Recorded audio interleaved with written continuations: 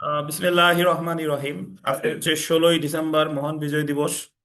আম, সবাইকে আপনাদের বিজয় দিবসের শুভেচ্ছা। এবং আমাদের বাংলাদেশ বার কাউন্সিল যে প্রিলিমিনারি ব্যাচের তামাদি আইনের আম, ক্লাস শুরু করতে যাচ্ছি, সম্ভবত ষষ্ঠ ক্লাস, এবং আজকে ইনশাল্লাহ আমরা শেষ করবো তামাদি আইন। তামাদি আইনের যে তফসিল, আমরা যখন ক্লাস শুরু করেছিলাম, যে তামাদি আইনের, ও তার আগে বলে রাখা ভালো যে তামাদি আইনের এই অনুচ্ছেদ পার্টটা আপনাদের কাছে জটিল লাগে, যে 183টা অনুচ্ছেদ কিভাবে মনে রাখবো। তো 183টা অনুচ্ছেদের মধ্যে আমরা খুব বেশি পড়বো না, হাতে গোনা অর্ধেকেরও কম পড়বো। আর অধিকাংশ আমাদের এর মধ্যে পড়া হয়ে গেছে, ফৌজদারিতে, দণ্ডবিধিতে, দেওয়ানি কার্যবিধিতে, সুনির্দিষ্টতে এর মধ্যে হয়ে গেছে আর কি। তো তারপরেও যারা যারা পারেন না বা বুঝেন না, তারা জাস্ট এই অনুচ্ছেদের জন্য, এটা অনুচ্ছেদের ক্লাস বলতে পারেন, জাস্ট অনুচ্ছেদের জন্য এই ক্লাসটা ইনশাল্লাহ দেখবেন বা বারবার অনুশীলন করবেন, তাইলে হয়ে যাবে ইনশাল্লাহ। সো দেখেন, তো আমরা তামাদি আইনের অনুচ্ছেদ, তামাদি আইনের মোট 3টা তফসিল আছে। 3টা তফসিলের মধ্যে বর্তমানে বলবৎ আছে একটা, বাকি 2টা বাতিল। সো 2টা বাতিল হলো দ্বিতীয় আর তৃতীয়। আর প্রথম তফসিলে মোট ভাগ আছে কয়টা? 3টা। 3টা ভাগ কি কি আমরা একটু দেখি আসেন। যে একটু দাঁড়ান। আচ্ছা দেখেন, তো প্রথম তফসিলে যে ভাগ, তো তার মধ্যে যেটা আমরা দেখি, প্রথমে দেখেন, প্রথম তামাদিনের প্রথম তফসিলে বলতেন 3টি বিভাগ উল্লেখ করা হয়েছে। কয়টা? 3টা। এই 3টি বিভাগে 3 ধরনের বিষয় তামাদি মিয়াদ উল্লেখ করছে। কয় ধরনের? 3 ধরনের। সো প্রথম, যদি দেখেন, তো পরীক্ষা যদি প্রশ্ন আসে যে প্রথম তফসিলে কয় ভাগে ভাগ করছে, 3 ভাগে। প্রথম বিভাগ দেখেন, প্রথম বিভাগে বলছে মকদ্দমা দায়েরের তামাদি মেয়াদ, লিমিটেশন ফর ফাইলিং সুট, এটা আছে 1 থেকে 149। কত? 1 থেকে 49। তো আপনার পরীক্ষায় এভাবে প্রশ্ন আসতেই পারে যে তামাদি আইনের প্রথম বিভাগে, প্রথম তহসিলের প্রথম বিভাগে কি সম্পর্কে আলোচনা করছে? মকদ্দমা দায়েরের তামাদি মেয়াদ 1 থেকে 149। তারপরে দেখেন আপিল দায়েরের তামাদি মেয়াদ, লিমিটেশন ফর ফাইলিং আপিল। এই সুট বুঝেন তো সবাই? সুট মানে হলো দেওয়ানি মূল মামলা, দেওয়ানি মূল মামলা। এবার দেখেন আপিল দায়েরের তামাদি মেয়াদ, আপিল 150 থেকে 157। এই আপিল কিন্তু দেওয়ানি ফৌজদারি উভয়, দেওয়ানি ফৌজদারি উভয়। তাহলে দ্বিতীয় ভাগে আলোচনা করছে আপিল দায়েরের তামাদি মেয়াদ। আমরা চলে আসি তৃতীয় ভাগ। তৃতীয় ভাগ বা থার্ড ডিভিশন, বিভিন্ন দরখাস্ত পিটিশন দায়েরের তামাদি মেয়াদ, limitation for filing applications and petitions, এটা আছে 158 থেকে 100 কত, 83। সো আপনার প্রাথমিক দায়িত্ব হলো যে প্রথম তফসিলের যে এই 3টা ভাগ, এই 3টা ভাগের কথা মনে রাখা। মামলা 1 থেকে 49, আপিল 150 থেকে 157, আর পিটিশন কত, 158 থেকে 183। মনে থাকবে ইনশাল্লাহ। জি। তো এরপরে আসেন, জেনে রাখা ভালো যদি দেখি আমরা, যে তামাদি আইনের প্রথম তফসিলে উল্লেখিত সর্বোচ্চ তামাদি মেয়াদ হলো 60 বছর। মানে এই যে প্রথম তফসিলে 183টা অনুচ্ছেদের মধ্যে তো বিভিন্ন সময় নিয়েই আলোচনা করছে, এই সময়ের মধ্যে সবচেয়ে বেশি যে মেয়াদটা, সেটা কত? 60 বছর, 60 ইয়ার্স। এবং সর্বনিম্ন তামাদি মেয়াদ কতদিন? 7 দিন। এই 7 দিন আর 60 দিন কোথায় আছে? আমরা এই যে নিচেই বলা আছে দেখেন, সর্বোচ্চ তামাদি মেয়াদ উল্লেখ আছে 147 থেকে 149 অনুচ্ছেদে, গোল দিবেন বন্ধক ইত্যাদি মামলার ক্ষেত্রে। বন্ধক পুনরুদ্ধার, বন্ধকের অধিকার হরণ এবং সরকার কর্তৃক যে কোনো মামলা দায়েরের তামাদি মেয়াদ 60 বছর। 147, 48, 49, এই 3টে অনুচ্ছেদ আছে 60 বছর। আর সর্বনিম্ন তামাদি মেয়াদ 150 অনুচ্ছেদে মৃত্যুদণ্ডের আপিলের ক্ষেত্রে কতদিন? 7 দিন। মৃত্যুদণ্ডের আপিলের ক্ষেত্রে, আপনারা যদি মৃত্যুদণ্ড দেয়, তাহলে সেই আপিলের ক্ষেত্রে তামাদি মেয়াদ কতদিন? 7 দিন। এখন এই মৃত্যুদণ্ডটা দিতে হবে দেওয়ানি দণ্ডবিধির অধীন। দণ্ডবিধির অধীন যদি মৃত্যুদণ্ড দেয়, তাহলে তামাদি মেয়াদ 7 দিন।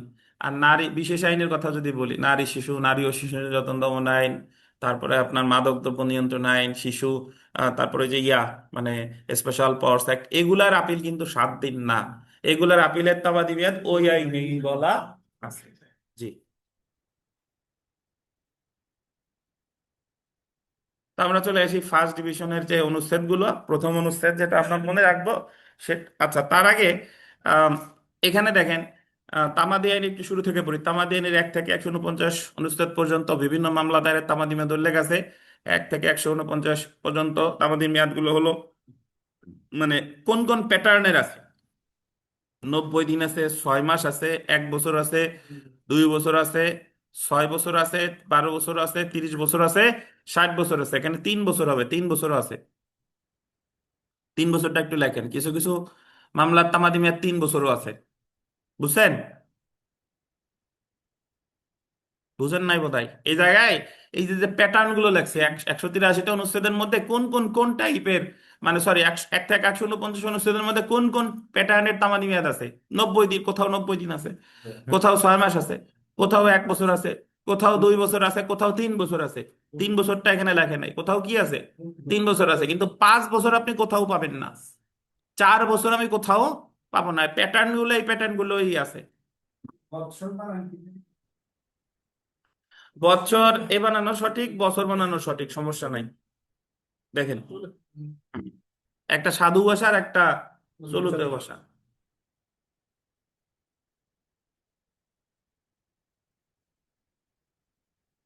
আচ্ছা, তো এখন আমরা এই জায়গায় প্রথম যে অনুচ্ছেদটা মনে রাখবো সেটা হলো অনুচ্ছেদ 2। অনুচ্ছেদ 2। এবং এই অনুচ্ছেদ 2-এ কি বলছে দেখেন, দেশের প্রচলিত যে কোনো আইন অনুসারে কথিত কোনো কাজ করা বা করা থেকে বিরত থাকার জন্য গোল দিবেন ক্ষতিপূরণের মামলা 90 দিন। দেশের আইন অনুসারে একটা কাজ করছে, ওই কাজে যদি আপনি ক্ষতিগ্রস্ত হন, তাহলে আপনি মামলা করবেন ক্ষতিপূরণের 90 দিনের মধ্যে সরকারের বিরুদ্ধে।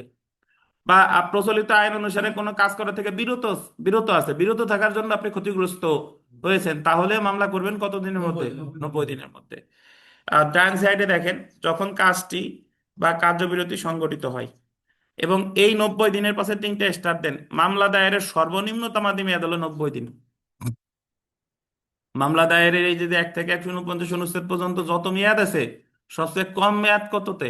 এই যে 2 অনুচ্ছেদে কতদিন? 90 দিন। বুঝছেন?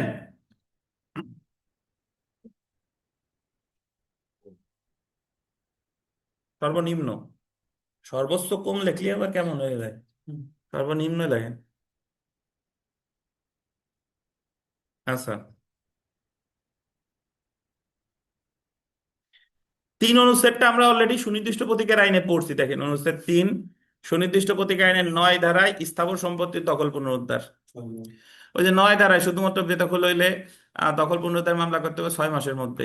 তো 3 অনুচ্ছেদ আমাদের আগেই পড়া, তাহলে আমি পড়বো কত? 2 পড়বো, 3 পড়বো। 3 অনুচ্ছেদে হলো যে শুধুমাত্র আপনার বেদখল করছে, আপনি মালিক হিসেবে না, বরং বেদখল যে হয়েছেন বেআইনি পন্থায়, সো আপনি মামলা করবেন দখল পুনরুদ্ধারে সুনির্দিষ্ট প্রতীকের 9 ধারায় কত দিনের মধ্যে? 6 মাসের। এরপরে আমরা মনে রাখবো সরাসরি 10 অনুচ্ছেদ, অনুচ্ছেদ 10। চলে আসেন অনুচ্ছেদ 10, পাইছেন? অনুচ্ছেদ 10-এ আছে অগ্রক্রয়ের মামলা। অগ্রক্রয়, রাইট টু প্রিএমশন। অগ্রক্রয় আমরা অলরেডি যখন 8 ধারা পড়ি তখন কিন্তু অগ্রক্রয় ব্যাখ্যা করছি, তারপরে আরেকবার ব্যাখ্যা করছি। অগ্রক্রয় মানে হলো অগ্র মানে কি আগে, ক্রয় মানে কি কেনা। তাহলে আগে কেনার যে অধিকার, এটাকে বলে কি? অগ্রক্রয়। আমার প্রতিবেশী হোক, আমার ভাই হোক, আমার বোন হোক, তারা যখন কোনো জমি বিক্রি করতেছে, তাহলে সবার আগে কেনার অধিকার আমার। তারা যদি আমার কাছে বিক্রি না করে অন্য কারো কাছে বিক্রি করে, তাহলে তাদের বিরুদ্ধে আমি কি মামলা করব? অগ্রক্রয়ের মামলা করব। আর অগ্রক্রয়ের মামলার তামাদি মেয়াদ হচ্ছে 1 বছর। এটা একটু যদি দেখেন ডান সাইডে, যখন ক্রেতা যে বিক্রয়ের বিরুদ্ধে মামলা করা হবে সেই বিক্রিত সমস্ত সম্পত্তিতে প্রত্যক্ষ দখল গ্রহণ করে, মানে নতুন যে কিনছে ওই ওই লোকটা, আমার ভাই, আমার কাছে বিক্রি না করে আর একজনের কাছে বিক্রি করছে, তো যার কাছে বিক্রি করছে সে যখন কি গ্রহণ করছে? দখল। দখল গ্রহণের থেকে 1 বছর। অথবা যে ক্ষেত্রে বিক্রয়ের বিষয়বস্তু প্রত্যক্ষ দখল, যে ক্ষেত্রে বিক্রয়ের বিষয়বস্তু প্রত্যক্ষ দখল স্বীকার করে না, সেক্ষেত্রে বিক্রয় দলিল যখন কি হয়? রেজিস্ট্রিকৃত হয়, তাহলে কত? 1 বছর। তাহলে দখল নিলে 1 বছর, অথবা দলিল রেজিস্ট্রি হইলে 1 বছর। বুঝেন কিনা? কিন্তু দখলও নাই নাই, রেজিস্ট্রিও হয় নাই, কিন্তু দলিল হইছে, তাহলে সেই ক্ষেত্রে কতদিন? মনে আছে ওই জায়গা পড়ছিলাম, 120 অনুচ্ছেদ অনুসারে 6 বছর। সেই ক্ষেত্রে হলে 120 অনুচ্ছেদ অনুসারে কি? কারণ আমরা সামনে গিয়ে পড়বো যে যে তামাদি মেয়াদ কোনো জায়গায় বলে নাই, সেটা নির্ধারিত হবে কততে? 120-এ। সে এই জায়গায় দখলও না নিলে, রেজিস্ট্রেশনও না নিলে, এই কথা কি 10-এ বলছে? বলে নাই, তাহলে ওই ক্ষেত্রে হবে কত? 6 বছর। বুঝছেন? এছাড়া আর একটা কথা একটু ছোট্ট করে এখানে লিখে নেন, যে রাষ্ট্রীয় অধিগ্রহণ ও প্রজাস্বত্ব আইন একটু লিখে নেন। রাষ্ট্রীয় অধিগ্রহণ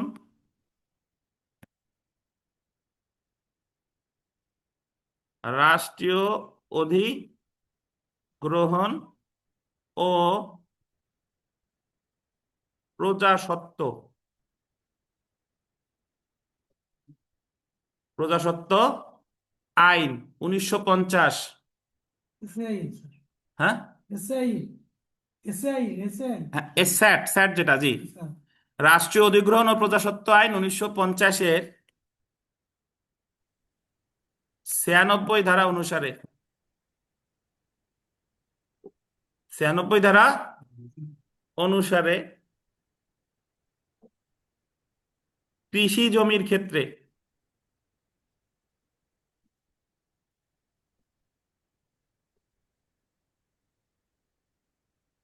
কৃষি জমির ক্ষেত্রে হাইপেন দিয়ে লেখেন 3 বছর।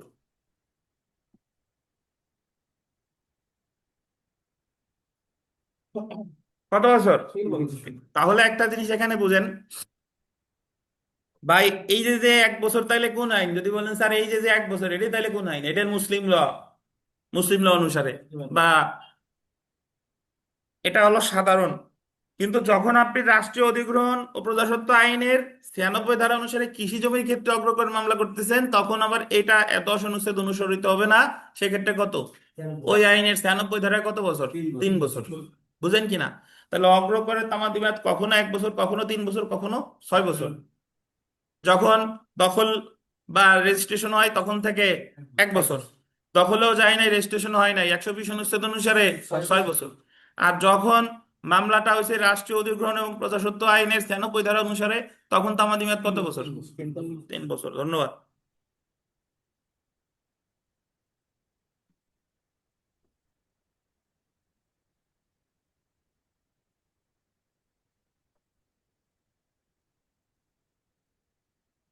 16 ধারা পড়বো আমরা, 16 অনুচ্ছেদ, সরি, এরপরে যে অনুচ্ছেদটা পড়বো 16।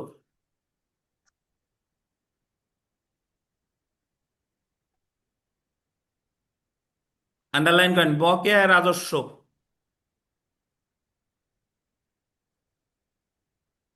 বা একইভাবে আদায়যোগ্য অন্য কোনো পাওনার জন্য রাজস্ব বিভাগ কর্তৃক, এটা গোল্ডেন, রাজস্ব বিভাগ কর্তৃক দাবিকৃত অর্থ পুনরুদ্ধারের জন্য সরকারের বিরুদ্ধে মামলা। বকেয়া রাজস্ব বা একইভাবে আদায়যোগ্য অন্য কোনো পাওনার জন্য রাজস্ব বিভাগ কর্তৃক দাবিকৃত অর্থ পুনরুদ্ধারের জন্য কার বিরুদ্ধে মামলা? সরকারের বিরুদ্ধে মামলা। এই জায়গায় রাজস্ব বিভাগ মামলা করতেছে সরকারের বিরুদ্ধে, কারণ সরকারের কাছে সে রাজস্ব পায় বা কোনো পাওনা পায়। তাহলে এই জায়গায় মামলা করতে হবে কত দিনের মধ্যে? দেখেন 16 অনুচ্ছেদে 1 বছর। কত অনুচ্ছেদ? 1 বছর। তাহলে আমি মনে রাখবো যে রাজস্ব বিভাগ কর্তৃক সরকারের বিরুদ্ধে রাজস্ব আদায়ের মামলা 16 অনুচ্ছেদ অনুসারে 1 বছর। বুঝছেন? 19 অনুচ্ছেদ, 19, ইম্পর্টেন্ট। মিথ্যা বা অন্যায় কারাদণ্ড, ফলস ইমপ্রিজনমেন্ট ভোগের জন্য ক্ষতিপূরণ আদায়ের মামলা। মিথ্যা বা অন্যায় কারাদণ্ড ভোগের জন্য ক্ষতিপূরণ আদায়ের মামলা। এই জায়গায় একটা বিষয় দেখেন, মিথ্যা বা অন্যায় কারাদণ্ড কাকে বলে? মানে আপনার আপনারে গ্রেফতার করছে, আপনি কারাদণ্ড ভোগও করছেন, কিন্তু পরে জানা গেল সেই হিরো আলম আর এই হিরো আলম এক না। মানে আসল হিরো আলম রে ধরতে গিয়ে তার পাশের এক হিরো আলম রে ধরে নিয়ে আসছে এবং সে কারাদণ্ড ভোগও করছে, কিন্তু পরে জানা গেল যে আসলে প্রকৃতপক্ষে এই সেই ব্যক্তি না। এরকম অনেক ইতিহাস বাংলাদেশে আছে, দেখা গেল যে 20 বছর পরেও বের হয়েছে, সেই নজিরও আছে। তাহলে এই ক্ষেত্রে ওনার ওই মুহূর্তে ওই ব্যক্তিটার প্রতিকার কি? সে তো অন্যায় কারাদণ্ড ভোগ করলো, ওনার প্রতিকার হলো সরকারের বিরুদ্ধে ক্ষতিপূরণের মামলা করা। এই ক্ষতিপূরণের মামলার তাবাদি মেয়াদ আবার আজীবন না, 1 বছর। এই যে দেখেন, কারাদণ্ড যখন সমাপ্ত হয় তারপর থেকে 1 বছর। বুঝতে পারছেন? তাহলে ক্ষতিপূরণ আদায়ের তাবাদি মেয়াদ মিথ্যা বা অন্যায় কারাদণ্ডের জন্য 19 অনুচ্ছেদ অনুসারে কতদিন? 1 বছর। ধন্যবাদ। স্যার, অনুচ্ছেদ 16 যখন অর্থ প্রদান করা হয় এটা বলুন। যখন অর্থ প্রদান করা হয় মানে হলো যখন পাওনা হয় এইটুক বুঝে নেন, মানে যার কাছ থেকে যখন পাওনা হলো পাওনা থেকে 1 বছর, এতটুকু মনে রাখেন, ওটা বেশি ইম্পর্টেন্ট না। আচ্ছা, আমরা 23-এ আসি। 23 বিদ্বেষমূলকভাবে ফৌজদারিতে সোপর্দকরণের জন্য ক্ষতিপূরণ। ইংরেজিটা দেখেন, compensation for a malicious prosecution. কত বছর? 1 বছর। আগেরটার সাথে এটার পার্থক্য হলো, আগেরটা হলো মামলাটা আপনারে অন্যায়ভাবে কারাদণ্ড আপনি ভোগ করে বের হইছেন, আর এটা হলো আপনার বিরুদ্ধে শুধু শুধু মিথ্যা মামলা করছে। এখন একটা মামলায় যখন হলো তখন তো কিছুদিন আপনি কারাদণ্ড ভোগ করছেন, রায় হয় না, ওটা তো মামলা চলাকালীন সময় খাটতেই হয়। এরপরে আপনি মামলায় ফেস করতে করতে করতে করতে লড়াই করতে করতে আপনি যে খালাস হয়েছেন, যেহেতু আপনি খালাস হয়েছেন তার মানে কি প্রমাণিত হয়? আপনারা শুধু শুধু হয়রানি করছে এতদিন। তাহলে এই ক্ষেত্রে তার বিরুদ্ধে দেখেন, যখন বেকসুর খালাস হয় অথবা যখন মামলার অবসান ঘটে, তাহলে তার বিরুদ্ধে আপনি কি মামলা করবেন? ক্ষতিপূরণের মামলা করব। 23 অনুচ্ছেদে বলা আছে বিধান কতদিনের মধ্যে? 1 বছর। মামলা শেষ হয়ে যাওয়ার পরে খালাস হয় কখন? মামলা শেষ জেলে থেকে খালাস হয়, আবার অনেকে মামলা ছাড়াই জানাই দেয়। নয় মুক্তি আপনি তো ফৌজদারি বোধহয় মাথায় নাই। ফৌজদারি মামলায় ওয়ারেন্ট, মানে যখন আপনার বিচার হয়ে গেছে, বিচার হচ্ছে, তার মানে কি ওয়ারেন্ট মোরেন্ট তো সপ্তাহ হয়েই তো আমি এই জায়গা আসছি। মাঝপথে একটা হত্যা হলো তো যেমন দাগে আগে তো স্যার ওটা ব্যাপারটা সরকার বেশি করতে হবে। তাহলে গ্রেফতার যদি করে, তাহলে গ্রেফতার করা মানে, আচ্ছা বলেন, আপনি বলেন, প্রশ্ন করেন। যেমন একটা আসামি হ্যাঁ, ঘটনা ঘটলো গোপালগঞ্জে, হ্যাঁ, থানায় ধরে নিয়ে গেল, হ্যাঁ, তদন্তের পরে জানা গেল আমার কি নাই, এখানে সত্যতা নাই, হ্যাঁ, আমি তো একদিন জেল থাকছি, আমাকে বেকসুর খালাস দিল, হ্যাঁ, তাহলে সেই ক্ষেত্রে আপনি বলছেন অব্যাহতি পাইছি, তাই? পাহাড় না আমার খালাস দিয়ে দিল। তাহলে খালাস কেমনে দেয়? হঠাৎ করে কি খালাস কি নাজিল হবে? হঠাৎ করে ভূমিষ্ঠ হবে টপ করে? মামলা শেষে তো খালাস তা খালাস দেয় মানে কি? তার মানে ওয়ারেন্ট টোয়ারেন্ট ইস্যুই তো খালাস হয়, হ্যাঁ। সব প্রসেস শেষ করেই তো খালাস হয়। মাঝপথে স্যার আমার যে জেল খাটাইলো, সেই জন্যই তো আপনি মামলাটা করতেছেন, এই যে বিদ্বেষ প্রসূত ভাবে ফৌজদারিতে। এই প্রশ্ন আপনার হচ্ছে যে ওয়ারেন্ট, একটা মামলা যখন চার্জ গঠন হয়ে যায় তার মানে তো ওয়ারেন্ট টোয়ারেন্ট সপ্তাহ হয়েই তো চার্জ পর্যন্ত আসছে। একটা জিনিস মনে রাখবেন, ওয়ারেন্ট ছাড়া কিন্তু কোনো মামলা চার্জ গঠন হয় না। ওয়ারেন্ট ওয়ারেন্ট টরেন্ট হইছে, সে জামিন পাইছে বা না পাইছে, যাই হোক না কেন, এরপরেই চার্জ পর্যন্ত গেছে আসছে, নাহলে কিন্তু চার্জ পর্যন্ত আসে না। তারপর এতে কয়দিন পর ফৌজদারি শুরু হবে, আপনার ফৌজদারির ঘাটতি আছে, ভিটামিন ফৌজদারির ঘাটতি আছে, ওইটা নিতে হবে। দেখেন, আমরা চলে আসি অনুচ্ছেদ। এখন আপনি যে যৌক্তিক প্রশ্নটা করতে পারতেন সেটা হলো, স্যার যে পুলিশ রিপোর্টে আমার নাম আসে নাই, আমারে গ্রেফতার করছিল, আমি জামিন পাইছি, কিন্তু পুলিশ রিপোর্টে আমারে ডিসচার্জ করতে, তাইলে কি আমি ক্ষতিপূরণের মামলা করতে পারবো কিনা? এটা যৌক্তিক হইতো। আচ্ছা দেখেন, অনুচ্ছেদ 24,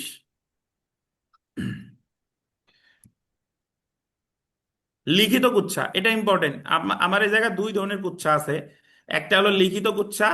লিখিত কুৎসা মানে লাইবেল দ্বারা, আপনি লিখিত কুৎসার ইংরেজি মনে রাখবেন, লিখিত আর লাইবেল দ্বারা মানহানির জন্য ক্ষতিপূরণের মামলা। কত বছর?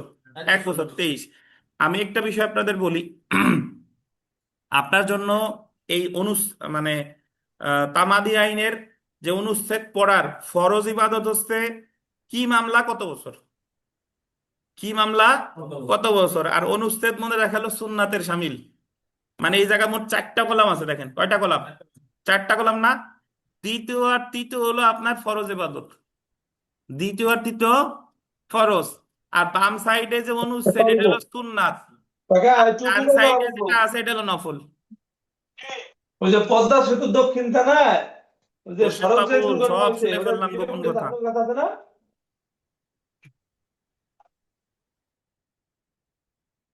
তাহলে আমি আমার অনুচ্ছেদ মনে থাক বা না থাক, লিখিত কুৎসা লাইবেল কতদিন? 1 বছর। কত অনুচ্ছেদ? 24। আর মানানিকর বিষয় যখন প্রকাশিত হয়, অনেকে আছেন ভিন্ন ধর্মাবলম্বী, তারা ফরজ সুন্নাত বা নফলের বিষয় বোঝেন নাই, সেটাও আমি ব্যাখ্যা করি। ফরজ মানে হলো যেটা প্রায়োরিটি সবচেয়ে বেশি, সেটা হলো এই যে দ্বিতীয় আর তৃতীয়। তারপরে তার চেয়ে একটু প্রায়োরিটি যার কম সেটা হলো সুন্নাত, এটা হচ্ছে কি অনুচ্ছেদ 24। তারপরে যার যার প্রায়োরিটি সবচেয়ে কম সেটা হচ্ছে কি? নফল। এ হলো কথা, মাঝে ওয়াজিব বাদ দিছি, দরকার নাই। হ্যাঁ, 3 স্টার, 2 স্টার, 1 স্টার, জি। অনুচ্ছেদ 25 দেখেন, মৌখিক কুৎসার দ্বারা মানহানির জন্য ক্ষতিপূরণের মামলা। মৌখিক কুৎসার বলে স্ল্যান্ডার, কি বলেন? স্ল্যান্ডার। কত বছর? 1 বছর। তাহলে আপনি জাস্ট এখানে মনে রাখবেন, লিখিত কুৎসা হোক আর মৌখিক কুৎসা হোক, মামলা দায়েরের তামাদি মেয়াদ কত বছর? 1 বছর। 24 আর 25। ঠিক আছে। আরো মনে রাখার সহজ তরিকা, ওই আপনি ক্ষতিপূরণ বলেন, ওই যে সরি মানে মিথ্যা কারাদণ্ড ভোগ করছে, বা বিদ্বেষ প্রসূত মামলা করছে, বা এই যে আমারে মানহানি করছে, সবগুলোর তামাদি মেয়াদ কত? 1 বছর।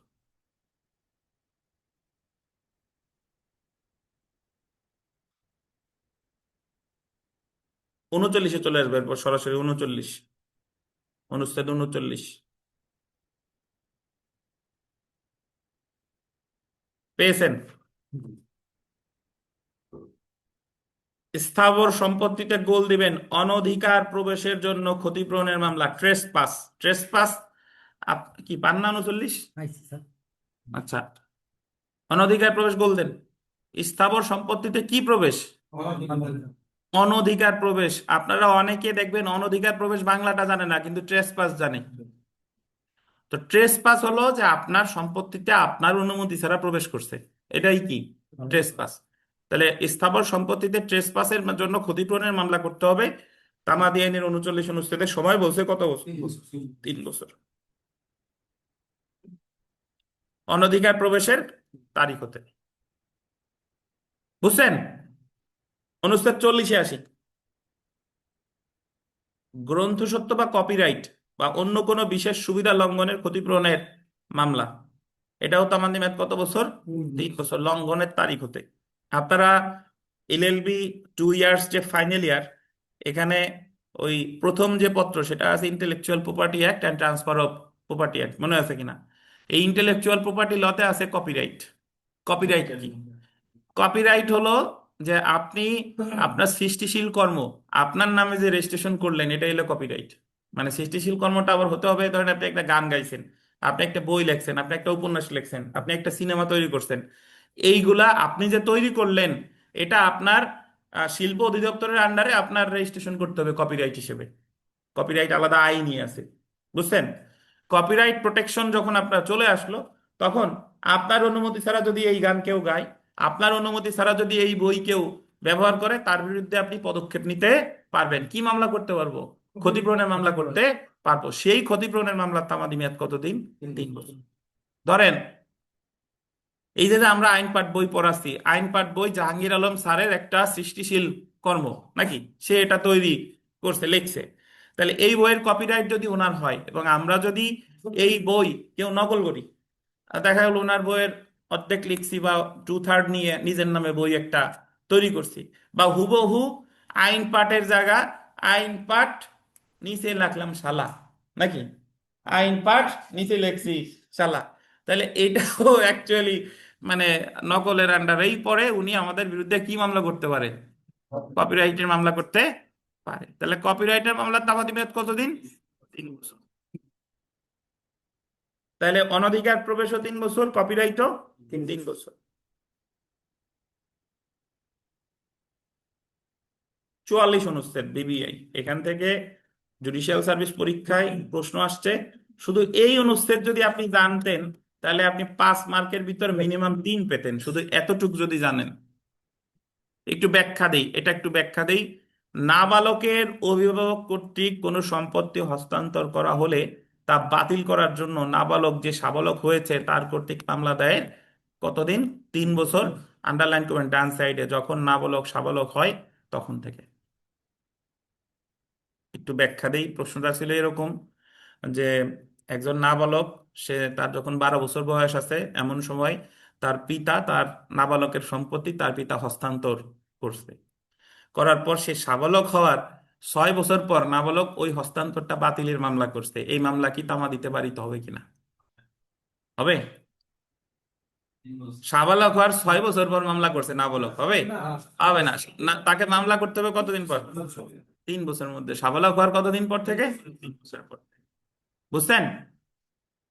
44 অনুচ্ছেদ। So, নাবালকের কোন সম্পত্তি যদি কেউ হস্তান্তর করে অভিভাবক কর্তৃক, নট অনলি পিতা, তার অভিভাবক কর্তৃক হস্তান্তর করলে নাবালক সাবালক হওয়ার পরে সেটা বাতিল করতে পারে। কত বছরের মধ্যে? 3 বছর। কত অনুচ্ছেদ? 44।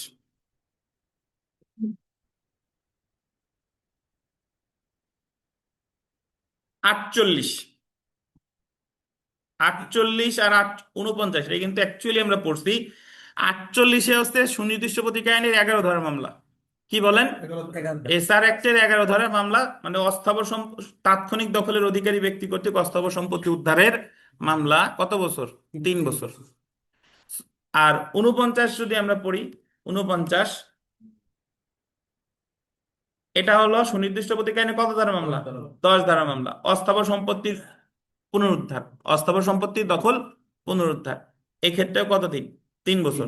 সো যারা একটু কম পারেন তাদের উদ্দেশ্যে মনে রাখবেন, অস্থাবর সম্পত্তির দখল পুনরুদ্ধার, সেটা 10 ধারা হোক বা 11 ধারা হোক, এটা তামাদি মেয়াদ উল্লেখ করছে 48 আর 49 অনুচ্ছেদে। কত বছর? 3 বছর। মনে থাকবে না ইনশাল্লাহ? 3 বছর। বুঝছেন?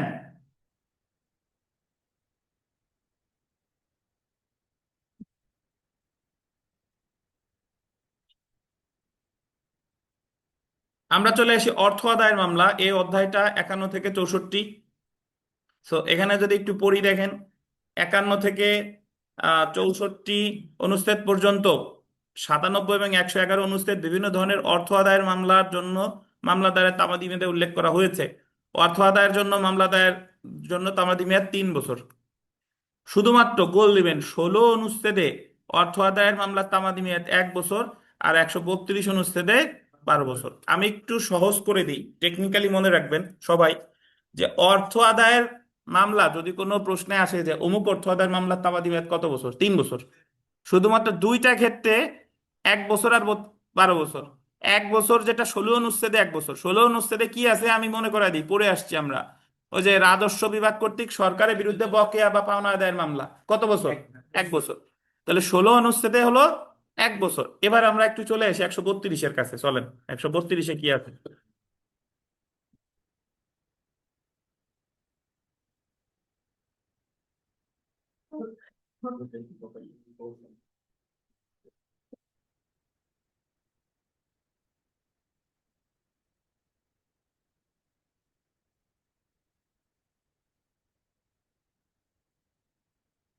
অনুচ্ছেদ 132, যে প্রাপ্য টাকার জন্য গোল দিবেন স্থাবর সম্পত্তি দায়বদ্ধ থাকে তা আদায়ের জন্য মামলা। যে প্রাপ্য টাকার জন্য স্থাবর সম্পত্তি কি দায়বদ্ধ থাকে, আহ তা আদায়ের জন্য মামলা। তামাদি মেয়াদ কতদিন? 12 বছর। এটার অর্থ হলো, আপনি আপনার স্থাবর সম্পত্তি দেখাইয়া একজনের কাছ থেকে টাকা নিছেন, এটা বন্ধক না। কি না? বন্ধক না, বন্ধকের মামলা না। এখন আপনি জাস্ট ওই টাকাটা আদায়ের মামলা করব কত বছরের মধ্যে? 12 বছর। তো যদি বলেন স্যার স্থাবর সম্পত্তি দেখায় টাকা নিয়ে তো বন্ধক হয়, কিন্তু এটা বন্ধক চুক্তি হয় নাই। ধরেন এমনি তারে আমি স্থাবর সম্পত্তি দেখাই যে লুৎফর সাহেব আমার 10 লাখ টাকা দেন, এই স্থাবর সম্পত্তি দেখাইয়া। তো এই ক্ষেত্রে লুৎফর সাহেব এই 10 লক্ষ টাকা আদায়ের জন্য মামলা করবে কত বছরের মধ্যে? 12 বছরের মধ্যে। তামাদি আইনের কত অনুচ্ছেদ? 132। তো আপনি মনে রাখবো যে রাজস্ব বিভাগ কর্তৃক সরকারের বিরুদ্ধে বকেয়া আদায়ের মামলা তামাদি মেয়াদ 16-তে 1 বছর, আর 16 × 32 132।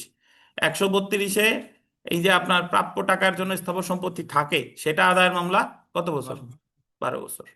আর এই দুইটা ছাড়া তামাদি আইনে যত অর্থ আদায়ের মামলা আছে সবগুলোর তামাদি মেয়াদ কত? 3 বছর। সো আপনার স্পেশালি তাহলে মনে রাখতে হবে কত কত অনুচ্ছেদ? 16 আর 132। চলে আসি আমরা এর আগের জায়গায়।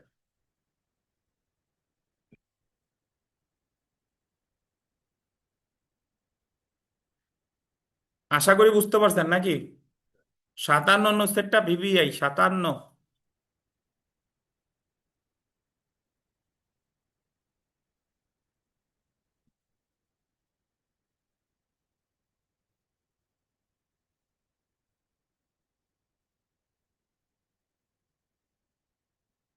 অর্থের মাধ্যমে পরিশোধযোগ্য কর্য বা ধারা, আহ, ধার হবে, ধার, ধারা হয়ে গেছে, ধার দেওয়া অর্থ আদায়ের মামলা তামাদি মেয়াদ কতদিন? 3 বছর। 3 বছর।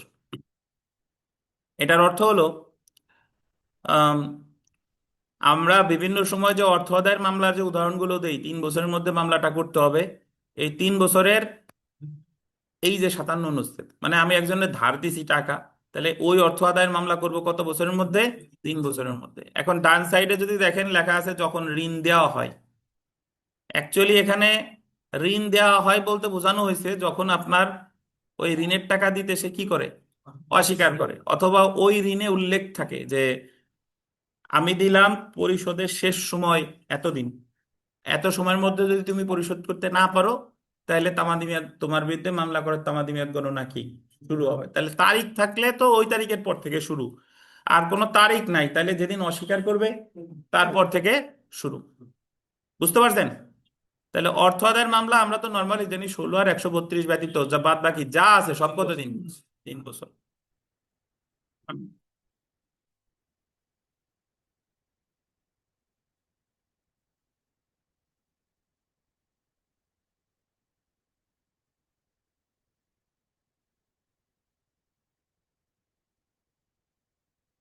84 অনুচ্ছেদ বিবিআই।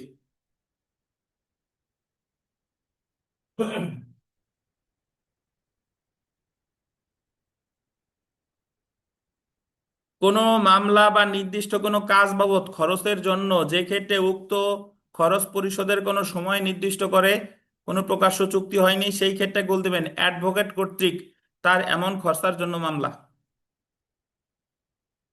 সহজভাবে বললে, অ্যাডভোকেট মক্কেলের কাছে টাকা পায়, মক্কেল টাকা দিচ্ছে না, এখন অ্যাডভোকেটেরও মামলা করে টাকা আদায় করা লাগবে। 84 অনুচ্ছেদ অনুসারে তামাদি মেয়াদ কত বছর? 3 বছর। বুঝছেন? তাহলে এটা একবার পরীক্ষায় এসেছে যে অ্যাডভোকেট কর্তৃক খরচ আদায়ের জন্য মামলার তামাদি মেয়াদ কত? 3 বছর। কত অনুচ্ছেদ? 84। জি।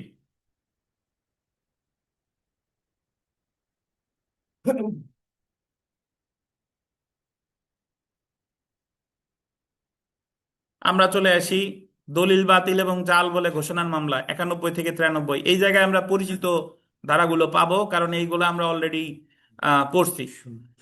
তো প্রথমে যদি আমরা দেখি, দেখেন যে অনুচ্ছেদ 91, কোন দলিল রদ, সেটা সাইড বা বাতিল করার জন্য যে ক্ষেত্রে অন্য কোনো বিধান নেই। দলিল বাতিলের মামলা, এটা হলো সুনির্দিষ্ট প্রতিকার আইনের 39 ধারা মামলা। সুনির্দিষ্ট প্রতিকার আইনের 39 ধারা মামলা তামাদি মেয়াদ কত বছর? 3 বছর। কত অনুচ্ছেদে বলছে? 91। ঠিক আছে। আর দলিল বাতিল ব্যতীত অবৈধ এবং ঘোষণামূলক, অবৈধ এবং জাল মামলা ঘোষণামূলক মামলা হলো 92 আর 93। 92 আর 93 ওই ক্ষেত্রেও উভয় ক্ষেত্রেই 3 বছর। তো তার মধ্যে 92-তে কি বলছে দেখেন, ইস্যুকৃত বা রেজিস্ট্রিকৃত কোন দলিল জাল বলে ঘোষণার জন্য মামলা, মানে একটা রেজিস্টার্ড ডকুমেন্টকে জাল বলে ঘোষণার মামলা কতদিন তামাদি মেয়াদ? 3 বছর। 3 বছর। এখন আপনি বলতে পারেন স্যার আমরা তো যখন এসআর অ্যাক্ট পড়ে এসেছিলাম তখন জানি যে দলিল নিবন্ধিত হইলে তো আমার বাতিলের মামলা করা লাগে, মনে আছে কিনা? তাহলে এই জায়গায় আমি ঘোষণামূলক মামলা কেন করব? প্রশ্ন, আপনাদের প্রশ্ন আমি করে দিই, কারণ আসতেও পারে নাও পারে। এই কারণে করব যে আমি 92 করছি, ধরেন দলিলটা নিবন্ধিত 92 ধারা মামলাই, 92 মানে ঘোষণামূলক মামলাই করছি। বাট এক্ষেত্রে শুধু ঘোষণা করলে হবে না, সাথে সাথে আমার কিও লাগবে, আনুষঙ্গিক প্রতিকার হিসেবে দলিল বাতিলও লাগবে। সো এমন না যে যে দলিল নিবন্ধিত হলে ঘোষণামূলক মামলা করা যাবে না। জাল দলিলটা যদি নিবন্ধিত হয় ঘোষণামূলক মামলা ডেফিনেটলি করা যাবে, বাট সেই ক্ষেত্রে আবার ঘোষণার সাথে সাথে কি চাইতে হবে? আনুষঙ্গিক প্রতিকার হিসেবে দলিল বাতিলও চাইতে হবে। বুঝতে পারছেন? তাহলে দলিলটা যদি নিবন্ধিত হয় তাহলে ঘোষণামূলক মামলার তামাদি মেয়াদ কত বছর? 3 বছর। কততে? 92।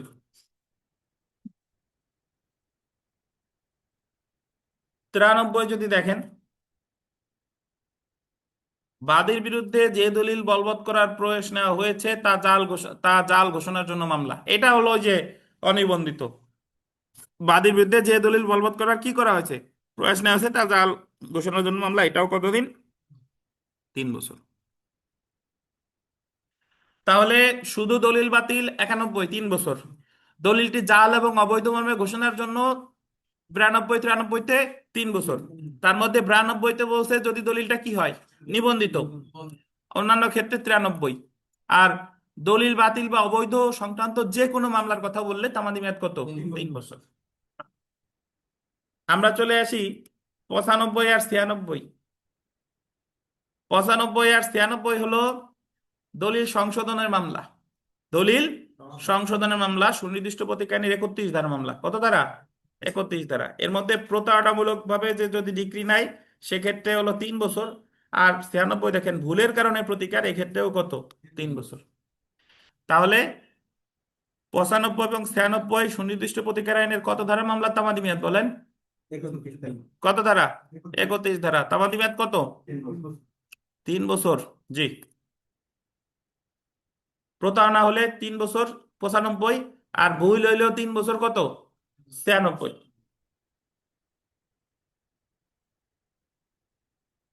103, 104।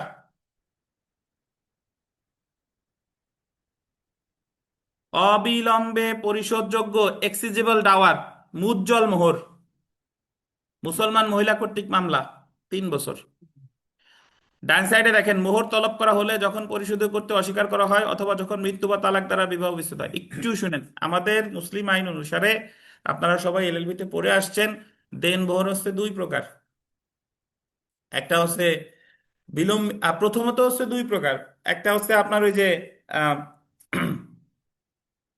আপনার উপযুক্ত, আর একটা হলো নির্ধারিত। মানে উপযুক্ত মানে হলো আপনার ওই যখন বিবাহ বিচ্ছেদ হবে টবে বা ওই সময় নির্ধারণ করা হবে, অ্যাকচুয়ালি নির্ধারণ করা হয়নি। আর নির্ধারিত বর্তমানে যত বিয়ে শাদী হয় নির্ধারিতই থাকে, যে এত টাকা, এত লক্ষ 1 টাকা বা এত টাকা দেন মোহর নির্ধারণে হলো। এখন এই নির্ধারিত দেন মোহর আবার ধরেন 2 প্রকার। কয় প্রকার? 2 প্রকার। একটা হলো মুজ্জল, মানে হলো অবিলম্বে দিতে হবে, সাথে সাথে। আর একটা হলো মু অজ্জল। মু অজ্জল, মু অজ্জল মানে হলো বিলম্বিত। মুজ্জল মানে হলো যেটা বিয়ের সাথে সাথে, যখন কাবিন হলো ওই মুহূর্তেই আপনার কি দেওয়া লাগবে, মুজ্জল। আর মুজ্জল মানে হলো ভবিষ্যতে কোনো ঘটনা, ধরেন স্বামী মারা গেল বা, মুজ্জলে যে লেখা লেখা লাগবে না, যে মুজ্জল মানে হলো অবিলম্বে, ওই যে 103-এ মুজ্জল অবিলম্বে একই সাথে লেখা। মুজ্জল অবিলম্বে মানে বিয়ের সাথে সাথে যেটা দিতে হবে সেটা হলো মুজ্জল। আর মু অজ্জল মানে হলো বিলম্বিত। অবিলম্বে একটা, আর একটা হলো কি বিলম্বিত। তো বিলম্বিত মানে হলো যখন বিবাহ বিচ্ছেদ হচ্ছে, যখন তালাক হচ্ছে, যখন স্বামী মারা যাচ্ছে, সেই সময় যে দিন মুহূর্ত চাওয়া হবে সেটা কি বিলম্বিত বা মু অজ্জল। তো অবিলম্বে বা এক্সিজিবল ডাওয়ার, এটাও তামাদি মেয়াদ কতদিন? 3 বছর। আর বিলম্বিত দেনমোহর দেখেন, বিলম্বিত আরবি কি হয়? মু অজ্জল। জাস্ট মুর পরে একটা ও যোগ করে দিবেন, তাহলে মু অজ্জল হয়ে গেল। বুঝছেন? ডেফার্ড টাওয়ার, একজন মুসলিম মহিলা কর্তৃক মামলা দায়েরের ক্ষেত্রে তামাদি মেয়াদ কতদিন? 3 বছর। কিন্তু বিলম্বিত দেনমোহরের ডান সাইডে দেখেন মৃত্যু বা তালাক দ্বারা যখন কি হয়, বিবাহ বিচ্ছেদ হয়। বুঝছেন? আর এতটুকু যে মনে রাখতে পারবেন না, দেনমোহর মানেই এলো কতদিন? 3 বছর।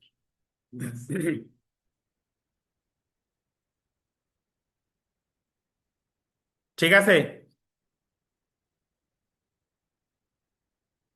113-তে আসি, দেখেন 113।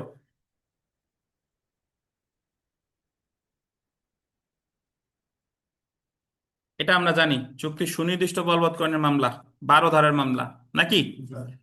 তামাদি মেয়াদ কতদিন? 1 বছর। ছোট্ট করে আপনাদের বইতে দেখেন 1 বছরের পরে ছোট্ট করে একটা কি আছে? 2 আছে। 2 যদি একেবারে নিচে যায় দেখেন, আগে ছিল এটা 3 বছর, 2004 সালে এটা সংশোধন করে করা হয়েছে কত? 1 বছর। 1 বছর অর্থাৎ যদি পরীক্ষায় প্রশ্ন আসে যে তামাদি আইন সর্বশেষ সংশোধিত হয়েছে কত সালে? 2004 সালে। 2004 সালে। আগে চুক্তি বলবতের মামলার তামাদি মেয়াদ ছিল 3 বছর, বর্তমানে কত? 1 বছর। ডান সাইডে দেখেন চুক্তি পালনের জন্য নির্ধারিত তারিখ, যখন নির্দিষ্ট তারিখ থাকে তাহলে তারিখের পর থেকে 1 বছর, অথবা যখন অনুরূপ কোনো তারিখ না থাকে তখন বাদী যখন অবগত হয় যে চুক্তি পালনে অস্বীকৃত হয়েছে। যখন কোনো তারিখ থাকে না তখন যেদিন থেকে বাদী জানতে পারলো যে অমুক আর চুক্তি পালন করবে না, সেই দিন থেকে কতদিন? 1 বছর।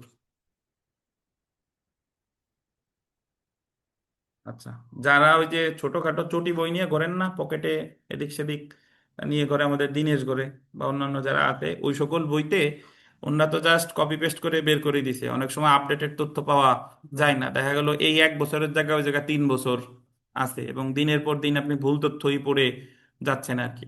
আর 2025-এর সংশোধনী তো এই বইতেও ঠিকঠাক ভাবে আপডেট হয় নাই ফৌজদারি, আর তাহলে আমাদের চেম্বারে যত বই টই আছে ওইগুলা তো আরো আগের, এগুলো তো আর হালনাগাদ হচ্ছে না, বুঝতে পারছেন? দেখেন অনুচ্ছেদ 114, এটাও আমরা পড়ছি, চুক্তি রদের মামলার তামাদি মেয়াদ। চুক্তি প্রত্যাহার করার for rescission of A contract মামলা সুনির্দিষ্ট প্রতিকার আইনের কত ধারায়? 35 ধারার মামলা, তামাদি মেয়াদ 1 বছর। এটাও আগে ছিল কত? 3 বছর। চুক্তি রদ আগে কত বছর? 3 বছর।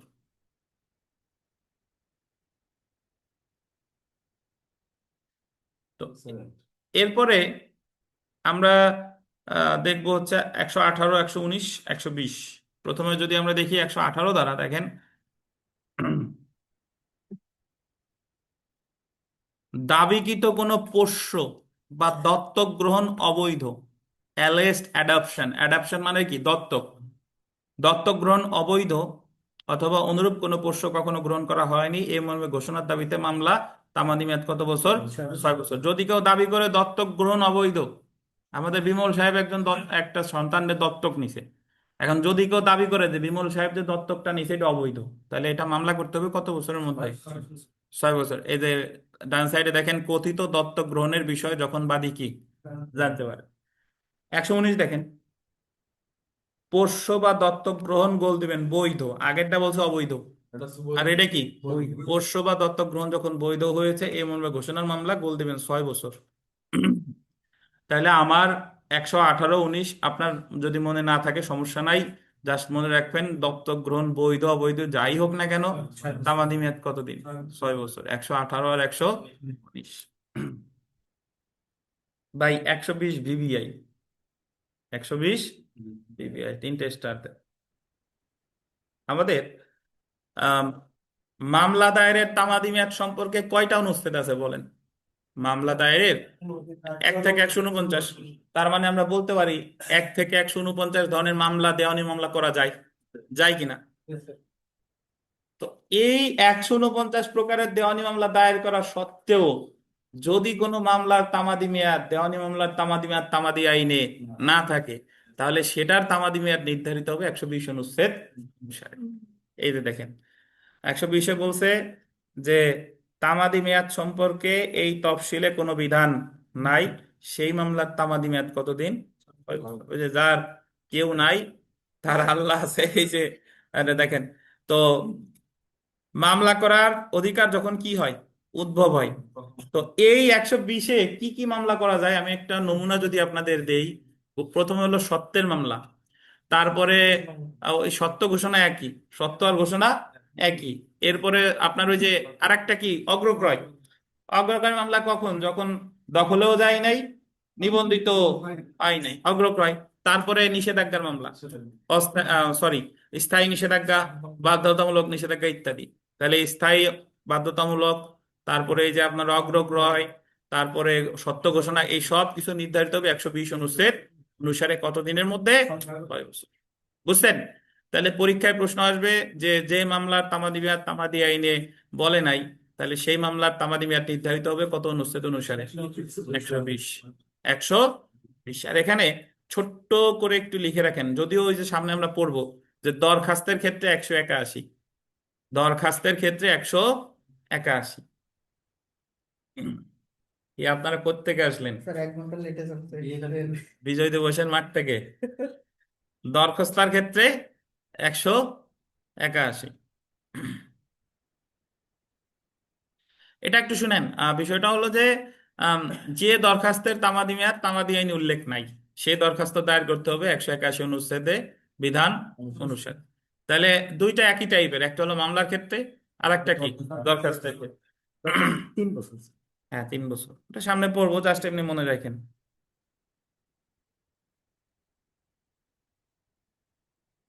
124,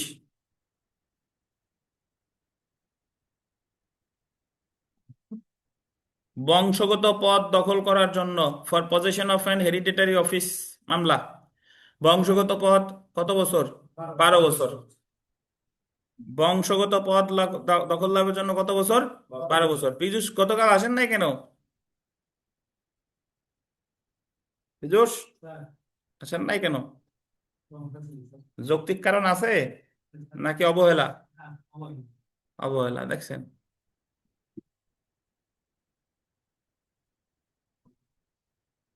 একশো 28-29 বিবিআই, 128-29।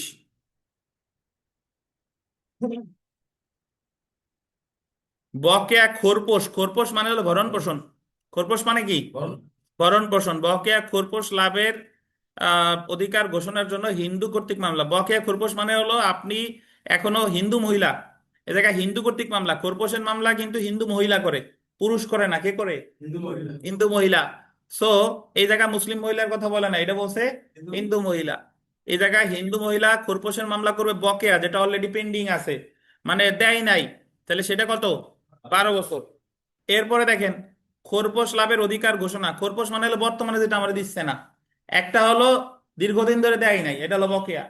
আর 129 হলো খোরপোশ আমারে দিচ্ছে না, বর্তমানেই দিচ্ছে না। তাহলে সেই ক্ষেত্রে কত বছর? 12 বছর। তো আপনি মনে রাখবেন যে খোরপোশ হইলেই কত বছর? 12 বছর। খোরপোশ হইলেই 12 বছর। আর মুসলিম আইনে খোরপোশের মামলার তামাদি মেয়াদ নাই। খোরপোশের মামলা আপনি যে কোনো সময় করতে পারেন, দাম্পত্য সম্পর্ক থাকা অবস্থায় আপনি খোরপোশের মামলা করতে পারেন। বুঝতে পারছেন? তো এখানে যে 128 আর 129-এর যে খোরপোশ কত বছর? 12 বছর। কে করবে? হিন্দু মহিলা।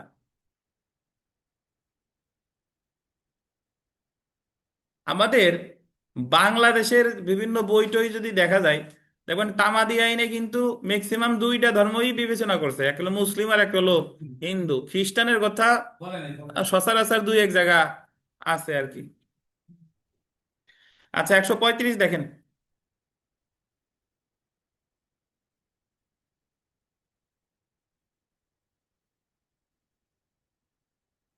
এটা ইম্পর্টেন্ট। বন্ধকি গোল দিবেন স্থাবর সম্পত্তির দখল নেওয়ার জন্য বন্ধক গ্রহীতা কর্তৃক হাইকোর্ট ব্যতীত অন্য আদালতে দায়েরকৃত মামলা। কত বছর? 12 বছর। বন্ধকদাতার দখল রাখার অধিকার যখন শেষ হয়, এটার আমি একটু উদাহরণ দিই। এটা আপনি ধরেন, আপনি ব্যাংকের কাছে আপনার 5 কাঠা জমি দেখাইয়া আপনি 5 লাখ টাকা লোন নিছেন। এখন ব্যাংক লোন দিছে, কিন্তু দখল আপনার কাছে আছে। দখল আপনার কাছে আছে। তো তখন যখন ওই 5 লাখ টাকা লোন শোধের একটা নির্দিষ্ট সময় শেষ হয়ে গেছে, তখন ব্যাংকের হাতে অপশন হচ্ছে দুইটা, হয় সে টাকা আদায় করবে। এখন টাকা আদায়ের মামলা সে পরে করতে চাচ্ছে, বাট আগে সে চাচ্ছে যে ওই সম্পত্তির দখলে আমরা যাইতে চাই। কে যাইতে চাই? ব্যাংক। তাহলে ওই সম্পত্তির দখল নেওয়ার জন্য ব্যাংক মামলা করবে কত বছরের মধ্যে? 12 বছরের মধ্যে। বুঝছেন? তাহলে 135-এ যেটা বিক্রয়ের অধিকার না, কিন্তু ওই সম্পত্তি বিক্রয়ের মামলা না। এটা কি? ওই সম্পত্তির বন্ধকি সম্পত্তির কিসে যাইতে চাইতেছে? দখলে যাইতে চাই, দখলে যাইতে চাইতেছে। কত বছর? 12 বছর। কত অনুচ্ছেদ? 135। ধন্যবাদ।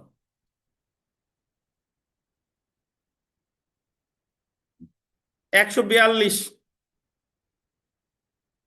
এটা তো আমরা জানি। 142 হলো যে আমি স্থাবর সম্পত্তির মালিক, আমার সত্ত্ব কি করছে? অস্বীকার করছে বা বেদখল করছে আমারে, তাহলে সুনির্দিষ্ট প্রতিকার আইনের 8 ও 42 ধারা মামলা যদি আমি করি, তামাদি মেয়াদ কতদিন? 12 বছর। এই যে যদি একটু পড়ি দেখেন, যখন বাদী স্থাবর সম্পত্তির দখলে, তখন বাদী বেদখল হলে বা বাদী তার দখল ত্যাগ করলে সেই সম্পত্তি দখল লাভের জন্য মামলা। এই জায়গায় লেখাই আছে সুনির্দিষ্ট প্রতিকার আইনের কত ধারা মামলা? 8 ধারা মামলা। তামাদি মেয়াদ কত বছর? 12 বছর। আর 144 ও বিবিআই।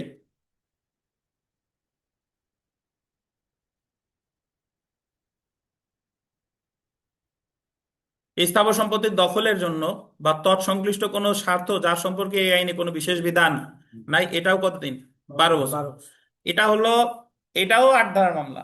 বাট আমি আপনাদের ওই যে তামাদি আইন, মানে সরি, এর আগে বুঝাইছিলাম এসআর অ্যাক্টে। আর এই জায়গা যদি বুঝাই, এই জায়গা আমার এসআর অ্যাক্টের লাগবে 8 ও 42 ধারা মামলা তামাদি মেয়াদ 12 বছর। তো এই মেয়াদটা কখনো 142, কখনো 144। যদি আমি দখলে ছিলাম, আমার বেদখল করছে, তাহলে 142। আর আমি দখলে কোনোদিন ছিলামই না কিন্তু আমার সত্ত্ব অস্বীকার করছে, তাহলে সেই ক্ষেত্রে 144। মানে একজন লোকের পিতা মারা গেছে, তো পিতা মারা গেলে তার পিতার জমি সে পৈতৃক সূত্রে পাইছে, এখন যখন দখলে যাবে দেখা গেল চাচা অলরেডি ওই জমির দখলে আছে, তাহলে চাচা বলতেছে বাবা এই জমির মালিক তোমার পিতা না, এই জমির মালিক আমি, তাহলে ভাতিজা চাচার বিরুদ্ধে মামলা করবে 842 ধারায় 12 বছরের মধ্যে 144 অনুচ্ছেদ। বুঝেন কিনা? আর যদি এরকম হতো পিতা মারা গেছে, ভাতিজা দখলে অলরেডি আছে, চাচা এসে জোরপূর্বক ভাতিজারে কি বেদখল করছে, তাহলেও 12 বছরের মধ্যেই মামলা করবে 142। বুঝছেন? জানে আলমরে 142 আর 144 এর পার্থক্যটা জিজ্ঞেস করেন। ওর যে সিনিয়র টিনিয়র আছে তাকেও একটু বাজাইয়ে যে 142 আর 144 এর অ্যাকচুয়াল কি পার্থক্য আছে। আচ্ছা আসেন, তো 142 আর 144 এর পার্থক্য পরীক্ষায় আসে, বুঝতে পারছেন? আমরা চলে আসি 147-এ, 47, 48, 149 চলে আসি, দেখেন 147 রেহেন উদ্ধারের অধিকার নাশ। রেহেনের বাংলা জানেন? আর এক বাংলা বন্ধক, এই তো রেহেনের বাংলা হচ্ছে বন্ধক। রেহেন উদ্ধারের অধিকার নাশ ফরক্লোজার বা বিক্রয়ের জন্য রেহেন গ্রহীতা কর্তৃক মামলা কত বছর? 60 বছর। রেহেন ঋণ যখন পরিশোধযোগ্য হয়। একটু বুঝেন, আপনারা এই যে এলএলবি পরীক্ষা দিয়ে আসছেন, আবার আর এক পরীক্ষা চলে আসছে, তো বন্ধক তো ওই যে ধরেন একটু আগে পড়লাম যে একজন ব্যক্তি 5 লাখ টাকার বিনিময়ে তার 5 কাঠা জমি বন্ধক দিছে ব্যাংকের কাছে, তো ব্যাংকের কাছে 135-এ যেটা বললো ব্যাংক ওই জায়গায় জাস্ট ওই জমির দখলে যাওয়ার মামলা করবে কত? 12 বছর। 135 অনুচ্ছেদে কত? 12 বছর। কিন্তু 147-এ বলতেছে যে ব্যাংক ও তো 5 লাখ টাকা ওর কাছ থেকে আদায় করার কোনো পসিবিলিটি নাই, আর সময় নির্দিষ্ট সময়ের মধ্যে দেয় নাই, তখন ব্যাংকের তো ওই 5 লাখ টাকা দরকার, তাহলে ব্যাংক ওই জমি বিক্রয়ের জন্য বা সে যাতে কখনো ওই বন্ধক যাতে আর পুনরুদ্ধার করতে না পারে এই জন্য ব্যাংককে আলাদা একটা মামলা করতে হয়, এই মামলার বলে ফরক্লোজার। ফরক্লোজারের মামলার তামাদি মেয়াদ কতদিন? 60 বছর। অর্থাৎ যাতে যিনি এই যে 5 লাখ টাকা আনাইছে ও যাতে জীবনে ওই বন্ধকি সম্পত্তি পুনরুদ্ধার করতে না পারে, বা ওর সম্পত্তি বিক্রয়ের যে মামলা, ব্যাংক চাচ্ছে যে ওই সম্পত্তি বিক্রয়, ইচ্ছা করলে বিক্রয় করতে পারবে না, আদালতের ডিক্রি লাগবে, তাহলে এই যে ব্যাংক যে মামলাটা করবে এটাকে কি বলে? ফরক্লোজার। বুঝছেন? মানে আমি বন্ধক, আমার সম্পত্তি বন্ধক রাখছিলাম, আমি ওই টাকা শোধ করতে পারি নাই, যার কাছে রাখছিলাম সে ওই সম্পত্তি বিক্রয়ের জন্য বা আমি যাতে কোনোদিন ওই সম্পত্তি ছাড়াইতে না পারি এই জন্য যে মামলাটা করে এই মামলাটারে কি বলে? ফরক্লোজার। কত বছর? 60 বছর। তাহলে 135 আর এই 147 কি এক না? 135-এ জাস্ট দখলে যাইতেছে, আর 147-এ হচ্ছে বিক্রির জন্য বা কোনোদিন যাতে ছাড়াইতে না পারে। বোঝা গেল? মিলন বোঝেন নাই বোধহয়, মাথার উপর দিয়ে যাচ্ছে। একটু ঝাঁকি দেন, দুজন দুজনকে ঝাঁকি দেন, ভালো হবে। এই জায়গা তো তানভীর আলম খান বসতো আগে, জাগতি জাগতি এই যে আল্লাহর রহমতে উকিল হয়ে যাবে না। তো বিষয়টা হচ্ছে যে 135-এ হলো বন্ধক গ্রহীতা যার দখলের মামলা করছে, আর 147-এ হলো ওর সম্পত্তি আমি বিক্রি করতে চাই অথবা ও যাতে কোনোদিন ছাড়াইতে না পারে, এ হলো কথা। আপনারা সহজে বোঝাই, নগদটা দিয়ে বোঝাইলে ভালো বুঝবেন আপনারা। ধরেন আপনারে আমি, যদিও এটা হয় না উদাহরণ, বাট বোঝানোর স্বার্থে বলতেছি, ধরেন আপনার এই মোবাইল দেখাইয়া আপনার কাছ থেকে আমি 5,05,000 টাকা নিছি মোবাইল দেখাইয়া, তো এখন 5,000 টাকা আমি নির্দিষ্ট সময়ের মধ্যে শোধ করতে পারি নাই, তখন আপনি চাচ্ছেন যে এই মোবাইলের দখল নিতে, মোবাইলটা আমার কাছে আছে দখল নিতে চাচ্ছে, এই মামলাটা করতে হবে 12 বছরের মধ্যে, এটা হলো 135। বুঝছেন? এখন আপনি দখল না, আপনি এই মোবাইলটা বিক্রি করতেই চাচ্ছেন, তাহলে কত বছর? 60 বছর। এ হলো কথা। বুঝছেন? একটা হলো দখলে নিতে যাচ্ছেন, আর একটা হলো আমার দখলে কাজ হচ্ছে না, আমি কি করব? বিক্রি করতে চাই, এটার তামাদি মেয়াদ কত বছর? 60 বছর। আর এটার বলে ফরক্লোজার। এবার বুঝছেন? ধারা 148 দেখেন, মামলা সরকার করবে। বন্ধক গ্রহীতা করবে। ব্যাংক। বন্ধক গ্রহীতা, ব্যাংক বলাও ভুল, বন্ধক গ্রহীতা। বন্ধক গ্রহীতা তো 12 বছরের তামাদি মেয়াদ অগোচরে বা অজান্তে শেষ হয়ে গেল, সে আরেকটা ক্লু আছে 60 বছর, এটা নিয়ে। আচ্ছা, আপনি যেটা বলছেন অগোচরে শেষ হইলেও হবে না, যেদিন জানবো সেদিন থেকে তামাদি মেয়াদ গণনা শুরু হবে। 18 অনুচ্ছেদ অগোচরেরও সমাধান আছে। আচ্ছা, অগোচর হলো আপনার কাছ থেকে যদি কেউ লুকাইয়া রাখে মামলার কারণ, তাহলে আমি যদি 20 বছরও লুকাইয়া রাখে, যেদিন জানবো সেদিন থেকে তামাদি মেয়াদ গণনা শুরু হবে। আমি কত ধারার সুবিধা পাবো? 18। তো অনুচ্ছেদ 148 দেখেন, বন্ধকি স্থাবর সম্পত্তি খালাস করার জন্য বা বন্ধক পুনরুদ্ধারের জন্য বন্ধক গ্রহীতার বিরুদ্ধে মামলা 60 বছর। এইটা হলো যে বন্ধক রাখছে, যার মোবাইল, সে এই সম্পত্তি উদ্ধার করতে চাচ্ছে কিন্তু ব্যাংক দিচ্ছে না, তখন এইটার বলে রিডিমশন। রিডিমশনের মামলার তামাদি মেয়াদ কত বছর? 60 বছর। তাহলে আপনি জাস্ট মনে রাখবেন, রিডিমশনও 60 বছর, ফরক্লোজারও 60 বছর। আর যদি বলে বন্ধকি সম্পত্তির দখল, তাহলে কত? 12 বছর। তো বন্ধক দেখলেই 60 দাগায়েন না, ফরক্লোজার 60, রিডিমশন 60, আর বন্ধকি সম্পত্তির দখল বললে 12। বুঝছেন? আমরা অনুচ্ছেদ 149 মূল মামলার ক্ষেত্রে সর্বশেষ অনুচ্ছেদটা পড়তেছি, দেখেন। সুপ্রিম কোর্টের মূল এখতিয়ারাধীন মামলা ব্যতীত, আন্ডারলাইন করবেন, সরকার কর্তৃক সরকারের পক্ষে দায়েরকৃত কোনো মামলা কত বছর? 60 বছর। সরকার যে কোনো মামলা যার বিরুদ্ধে করতে চাই, সেক্ষেত্রে তামাদি মেয়াদ কত বছর? 60 বছর। কত অনুচ্ছেদ?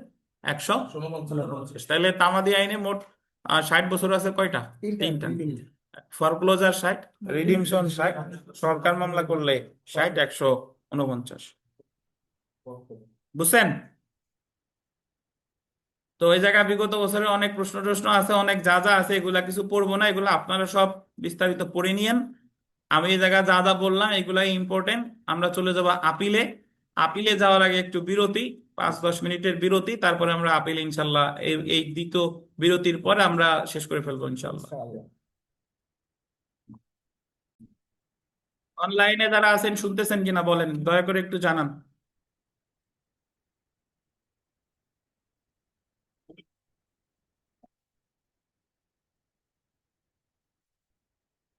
আশা করি শুনতেছেন। আহ, আমরা শুরু করি। দেখেন, আপিলের 150 অনুচ্ছেদ বিবিআই 150-এ যেটা আছে যে দায়রা আদালত কর্তৃক গোল দিবেন মূল ফৌজদারি এখতিয়ার প্রয়োগকালে হাইকোর্ট কর্তৃক প্রদত্ত মৃত্যুদণ্ডাদেশের বিরুদ্ধে আপিল। প্রয়োগকালে হাইকোর্ট কর্তৃক প্রদত্ত মৃত্যুদণ্ডাদেশের বিরুদ্ধে আপিল। সো এই জায়গায় মৃত্যুদণ্ড হাইকোর্ট বিভাগ কর্তৃক অনুমোদিত হইলে ভালো হইতো, বাট মৃত্যুদণ্ডটা দিছে কে? হাইকোর্ট। আর আপিলটা করবেন কার কাছে? মানে মৃত্যুদণ্ড দিছে দায়রা আদালত, দায়রা জজ, আপিল করবে হাইকোর্টে। তামাদি মেয়াদ কতদিন? 7 দিন। বুঝেন কিনা? আচ্ছা, সরি, এখানে আর একটা কথা বলা আছে, মানে ভুল হয়ে গেছে, সেটা হলো আবার পরিভাষাটা। দায়রা আদালত কর্তৃক মানে মৃত্যুদণ্ড দিছে কে? দায়রা আদালত। অথবা মূল ফৌজদারি এখতিয়ার প্রয়োগকালে গোল দিবেন হাইকোর্ট কর্তৃক প্রদত্ত মৃত্যুদণ্ডাদেশের বিরুদ্ধে আপিল। মানে যদি যে মামলাটা সরাসরি হয়েছে হাইকোর্টে, আবার হাইকোর্টই মৃত্যুদণ্ড দিছে, তাহলে সেই ক্ষেত্রেও আপিল হবে আপিল আদালতে। বাট তামাদি মেয়াদ কতদিন? 7 দিন। তাহলে এখানে কোথায় আপিল করবে সেটা কিন্তু বলে নাই। যদি দায়রা জজ দেয় তাহলে আপিল হবে হাইকোর্টে, আর যদি হাইকোর্ট বিভাগ মৃত্যুদণ্ড দেয় তাহলে আপিল হবে হাইকোর্টের উপরে কে? আপিল বিভাগ। এখন আপনি যদি বলেন স্যার, মূল ফৌজদারি এখতিয়ার প্রয়োগকালে হাইকোর্ট কর্তৃক কখন মৃত্যুদণ্ড দেয়, এরকম আমরা কিছু পড়ি নাই, তখন সরকার কোনো বিশেষ আইন করলো যে এই জায়গায় সরাসরি এখতিয়ারি কার? হাইকোর্ট। হাইকোর্ট বিভাগের মানে কোর্ট অফ ফার্স্ট ইনস্ট্যান্সই হাইকোর্ট। তাহলে সেই ক্ষেত্রে হাইকোর্ট যদি মূল এখতিয়ার প্রয়োগে কোনো মৃত্যুদণ্ড দেয়, সেক্ষেত্রেও তামাদি মেয়াদ কতদিন? 7 দিন। তাহলে আমরা জাস্ট মনে রাখবো 150 মৃত্যুদণ্ড দিলেই কয়দিন? 7 দিন। তারপরে মনে রাখবো 154 আমরা এই জায়গায় সিকোয়েন্স অনুযায়ী মনে রাখবো, 150-এর সাথে মনে রাখবো কত? 154। 1898 সালের ফৌজদারি কার্যবিধি অনুসারে হাইকোর্ট ভিন্ন যে আদালতে আপিল, মানে 30 দিন। এই 154-তে যেটা আছে আমি একটু বলে দিই। 154-তে আছে হলো দায়রা জজের কাছে আপিল, দায়রা জজ বা সিজিএম, দায়রা জজ বা কে সিজিএম সিএমএম এইগুলার ক্ষেত্রে আপিলের তামাদি মেয়াদ 154তে কত দিন? 30 দিন। মানে হাইকোর্ট ছাড়া অন্যান্য যে আপিল গুলো হবে যার কাছে তামাদি মেয়াদ কত দিন? 30 দিন। কত অনুচ্ছেদ? 154 অনুচ্ছেদ। কি মামলায়? ফৌজদারি মামলা। 155 দেখেন, 150 এবং 157 অনুচ্ছেদে যে সকল মকদ্দমা সম্পর্কে বিধান আছে সেগুলো ছাড়া অন্যান্য ক্ষেত্রে হাইকোর্ট বিভাগে আপিল, অর্থাৎ ফৌজদারি আপিল যখন হাইকোর্টে যাচ্ছে, মৃত্যুদণ্ডাদেশ ছাড়া অন্যান্য ক্ষেত্রে যখন হাইকোর্টে যাচ্ছে, সেক্ষেত্রে তামাদি মেয়াদ কত দিন? 60 দিন। তাহলে এখানে একটা বিষয় দেখেন, দায়রা জজের কাছে মৃত্যুদণ্ডাদেশ ছাড়া দায়রা জজ বা সিজিএম সিএমএম ডিএম এদের কাছে আপিল করলে তামাদি মেয়াদ 154তে কত দিন? 30 দিন। আর হাইকোর্টে গেলে কত দিন? 60 দিন। আমি একটু যদি আপনাদের বুঝাই এটা ফৌজদারির বিষয়টা, যে দণ্ডাদেশের বিরুদ্ধে এই যে 154 হলো দণ্ডাদেশের বিরুদ্ধে আপিল, তারপরে আপনার দণ্ড বৃদ্ধির আপিল, এই দুইটা আপিল হয় হলো 154তে। 155তেও চাই, 155তেও তাই, মানে দণ্ডাদেশ দণ্ড বৃদ্ধি, দণ্ডাদেশ দণ্ড বৃদ্ধি, এই দুইটা আপিল যখন হাইকোর্টে যায় তখন 60 দিন। আর দণ্ডাদেশ দণ্ড বৃদ্ধি যখন কোথায় যায়? দায়রা জজ বা অন্যান্য আদালতে, সেই ক্ষেত্রে 30 দিন। তাহলে আমরা মৃত্যুদণ্ড হলো 150, 7, আর 154তে 30, 155তে 60। এটার সাথে আর একটা করবো আমরা, সেটা হলো 157। খালাস আদেশের বিরুদ্ধে 1898 সালের ফৌজদারি কার্যবিধি অনুযায়ী আপিল, ব্র্যাকেটে লেখেন পিপি কর্তৃক, ব্র্যাকেটে লেখেন পিপি কর্তৃক। খালাস আদেশের বিরুদ্ধে পিপি আপিল যদি করে তাহলে তামাদি মেয়াদ গোল দেবেন 6 মাস, যে আদেশের বিরুদ্ধে আপিল করা হয়েছে তার তারিখ হতে। এখন খালাস আদেশ শুনলেই 6 মাস, আর পিপি কে? পিপি। এখন পিপি যে জায়গায় যাক, দায়রা জজে যাক আর হাইকোর্টে যাক, দায়রা জজে যাক আর কোথায়? হাইকোর্টে। পিপি খালাস আদেশের বিরুদ্ধে আপিল হইলেই 6 মাস। বুঝছেন? তাহলে আমরা মনে রাখবো মৃত্যুদণ্ডাদেশের বিরুদ্ধে আপিল 7 দিন, দণ্ডাদেশ দণ্ড বৃদ্ধি দায়রা জজের কাছে হইলে বা অন্য আদালতে হলে হাইকোর্ট ব্যতীত 30 দিন, 154। দণ্ডাদেশ দণ্ড বৃদ্ধি হাইকোর্টে গেলে 60 দিন, 155। আর খালাসের ক্ষেত্রে পিপি করলে 6 মাস, দায়রা জজ অথবা হাইকোর্ট যেখানে যাক না কেন 6 মাস। কত অনুচ্ছেদ? 157। বুঝছেন? আচ্ছা, এখন আমরা চলে আসি 152তে। 152 দেখেন,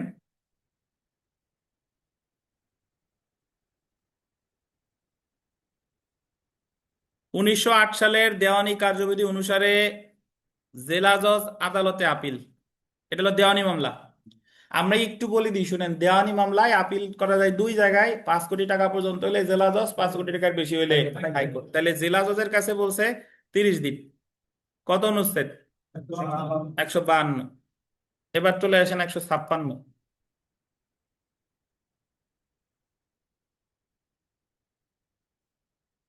পাইছেন? দেওয়ানি কার্যবিধির 151, 153 অনুচ্ছেদে যে সকল মকদ্দমা সম্পর্কে বিধান আছে সেগুলো ছাড়া অন্যান্য ক্ষেত্রে হাইকোর্ট বিভাগে আপিল। হাইকোর্ট বিভাগে আপিল কতদিন? 90 দিন। তো আমি এই এই এই আমার প্রথম সিকোয়েন্স ছিল 150, 154, 155, 157। দ্বিতীয় সিকোয়েন্স হলো 152 আর 156। 152তে জেলা জজের কাছে আপিল 30 দিন, 156তে হাইকোর্ট বিভাগে আপিল কত দিন? 90 দিন। কি মামলা? দেওয়ানি মামলা। এবার আমরা থার্ড সিকোয়েন্সে যাব। 151, হাইকোর্ট বিভাগ গোল দিবেন মূল দেওয়ানি এখতিয়ার প্রয়োগকালে প্রদত্ত ডিক্রি বা আদেশের বিরুদ্ধে আপিল। হাইকোর্ট কর্তৃক মূল দেওয়ানি এখতিয়ার প্রয়োগকালে, অর্থাৎ যে মামলাটা সরাসরি দায়ের করা হয়ই কার কাছে?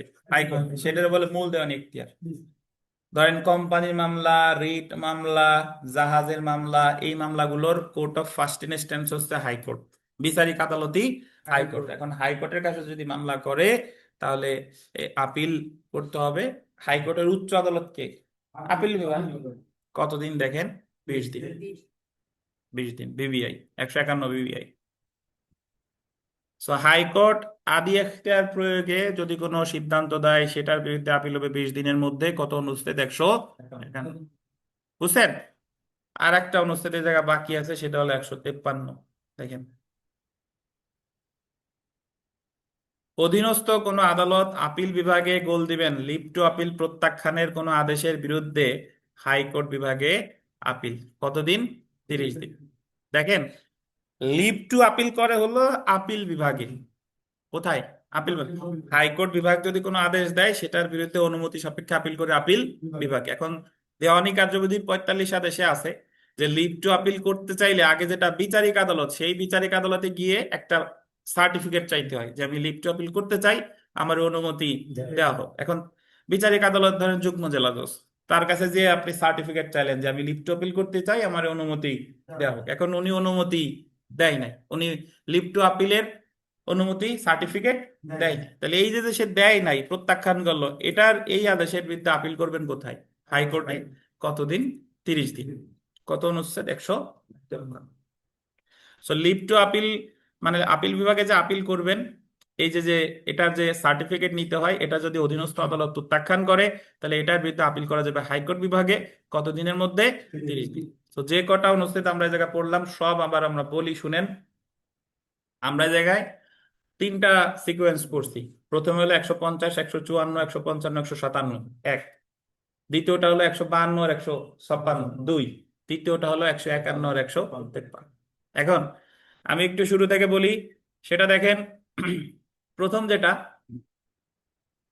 যে আহ আপনার 150-এ বলছে মৃত্যুদণ্ডের বিরুদ্ধে আপিল 7 দিন।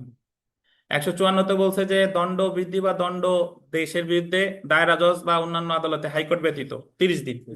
155-তে বলছে হাইকোর্ট বিভাগে দণ্ডাদেশ বা দণ্ড বৃদ্ধির ক্ষেত্রে আপিল 60 দিন। 155। আর খালাসের বিরুদ্ধে পিপি আপিল করবে 6 মাস, তাতে যেখানেই যাক না কেন 157। সেকেন্ড সিকোয়েন্স আমরা পড়ছি যে দেওয়ানি মামলায় জেলা জজ আদালতে আপিল 30 দিন, 152। দেওয়ানি মামলায় হাইকোর্ট বিভাগে আপিল 156-তে কত? 90 দিন। 90 দিন।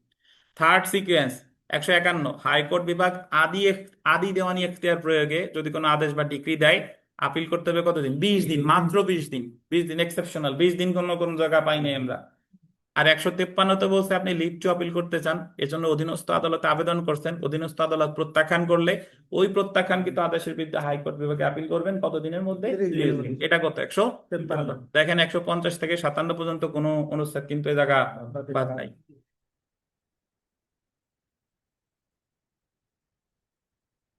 যারা মনে থাকবে না তারা এই ভিডিওটা বারবার দেখবেন, এটা হলো অনুরোধ রইল। আমরা চলে আসি অ্যাপ্লিকেশনে।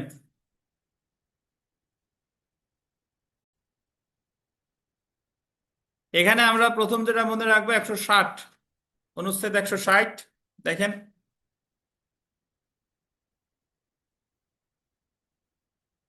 পুনরীক্ষণ দরখাস্ত শুনানিকালে, এই জায়গা পুনরীক্ষণের ইংরেজি হচ্ছে রিভিউ।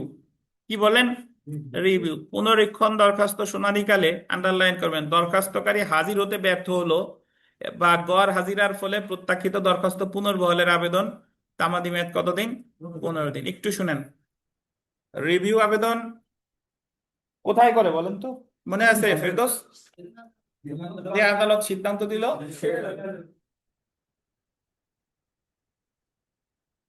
রিভিউ আপনি করছেন, রিভিউ শুনানি হবে, শুনানির দিন আবার আসেন নাই, তাহলে আপনার ওই দরখাস্ত কি করছে? প্রত্যাখ্যান করছে। যেহেতু রিভিউ শুনানি হয় নাই, শুনানির দিন আপনি আসেন নাই, দরখাস্ত প্রত্যাখ্যান করছে, তাহলে ওই দরখাস্ত পুনর্বহালের আবেদনের তামাদি মেয়াদ হলো 15 দিন। কত অনুচ্ছেদ? 160। ঠিক আছে, চলে আসি 161।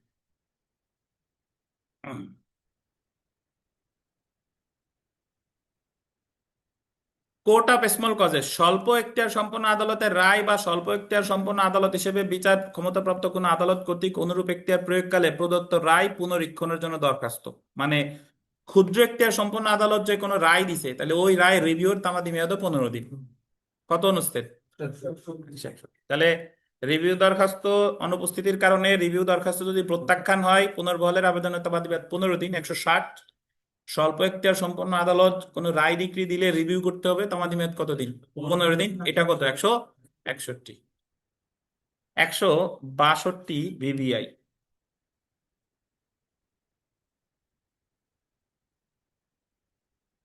হাইকোর্ট কর্তৃক গোল দিবেন আদি এখতিয়ার প্রয়োগকালে প্রদত্ত রায় পুনরীক্ষণের জন্য দরখাস্ত 20 দিন। তিনটে স্টার। 151-তে পড়ছিলাম হাইকোর্ট আদি এখতিয়ার প্রয়োগে যে সিদ্ধান্ত দিবে সেটার বিরুদ্ধে আপিল 20 দিন। আর 162-তে পড়ছি হাইকোর্ট আদি এখতিয়ার প্রয়োগে যে সিদ্ধান্ত দিবে সেটার বিরুদ্ধে রিভিউ কতদিন? 20 দিন। সো আপনি মনে রাখবেন হাইকোর্ট আদি এখতিয়ার প্রয়োগে যাই দেখ না কেন তামাদি মেয়াদ কতদিন? 20 দিন। আপিলও 20 দিন, রিভিউও 20 দিন। তাহলে রিভিউ রিলেটেড 160-এ পাইলাম রিভিউ দরখাস্ত প্রত্যাখ্যান হয়েছে অনুপস্থিতির কারণে, পুনর্বহাল 15 দিন। ক্ষুদ্র এখতিয়ার সম্পন্ন আদালত সিদ্ধান্ত দিছে, রিভিউ করতে হবে 15 দিন, 161। আর হাইকোর্ট বিভাগ আদি এখতিয়ার প্রয়োগে সিদ্ধান্ত দিছে, রিভিউ করতে হবে হাইকোর্টেই কয়দিন? 20 দিন। কত? 162। রিভিউ রিলেটেড আর একটা অনুচ্ছেদ আছে, চলে যান 173-এ।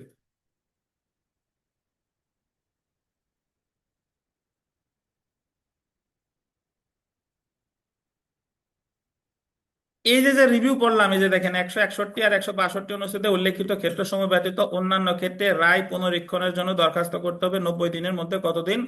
90 দিন। তাহলে ওই রিভিউ ছাড়া অন্যান্য যাবতীয় যত রিভিউ আছে সব রিভিউর তামাদি মেয়াদ কতদিন? 90 দিন। কত? 173। সো নর্মালি আমরা যখন দেওয়ানি কার্যবিধির রিভিউ পড়ছি ওই জায়গায় রিভিউ বলতে আমরা শুধু 90 দিন শব্দটাই পড়ছি, বাট অ্যাকচুয়ালি রিভিউ কিন্তু মানে 4টা অনুচ্ছেদ আছে। রিভিউ শুনানির দিন আসেন নাই, দরখাস্ত প্রত্যাখ্যান হয়েছে, পুনর্বহালের আবেদন করতে হবে 160-এ 15। স্বল্প এখতিয়ার সম্পন্ন আদালত সিদ্ধান্ত দিচ্ছে 161-তে রিভিউ করতে হবে 15। হাইকোর্ট বিভাগ আদি এখতিয়ার প্রয়োগে সিদ্ধান্ত দিচ্ছে, রিভিউ করতে হবে 162-তে 20। আর অন্যান্য সকল ক্ষেত্রে রিভিউ কত? 90। কত? 173। বুঝছেন? এখন আপনার একটু অ্যাডভান্স হইতে হবে।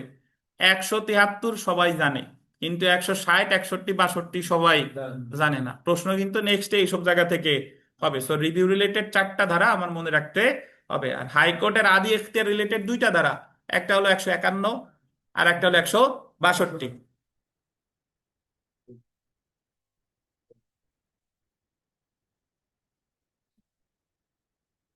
চলে আসে 163। 163 এবং 164 এটা কিন্তু আমরা আগে পড়ছি, জানেন? আগে পড়ছি। ওই যে মামলা যদি খারিজ হয়, খারিজ হইলে খারিজ রদের যে আবেদন 9 দেশের 4 আর 9 দেশের 8, 9 দেশের 9, সরি 9 দেশের 4 আর 9 দেশের 9, তাহলে মামলা খারিজ হইলে খারিজ রদের যে দরখাস্ত করতে হবে কতদিন? 30 দিন। এই এই 9 দেশের 4-এর দরখাস্ত আর 9 দেশের কত? 8, সরি 9, 9 দেশের 4 আর 9 দেশের 9। আর একতরফা ডিক্রি যদি দেয় সেটা রদের দরখাস্ত করতে হয় 9 দেশের 13। একতরফা বিবাদী কর্তৃক একতরফা ডিক্রি রদের আদেশের দরখাস্ত কতদিন? 30 দিন। তাহলে খারিজ রদ 30, একতরফা ডিক্রি রদ কত? 30। আপনি 163-র নিচে লিখতে পারেন 9 দেশের 4, 9 দেশের 9, 9 দেশের 4 আর 9 দেশের কত? 9। আর 164-র নিচে লিখতে পারেন 9 দেশের 13 বিধি, 9 দেশের 13 বিধি। না, 13-র ক 30 দিন, 13-র কর মধ্যেই আছে। কল আর ভিআইপি।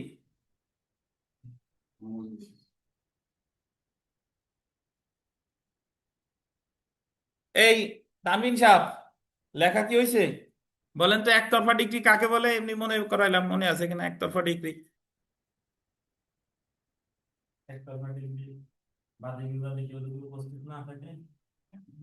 আপনারা বলতে দেন, কেউ মাথা ধরেন না। এত উপকারী হয়েছেন আপনারা, পরীক্ষার হলে তো খুঁজে পাওয়া যাবে না। বলেন।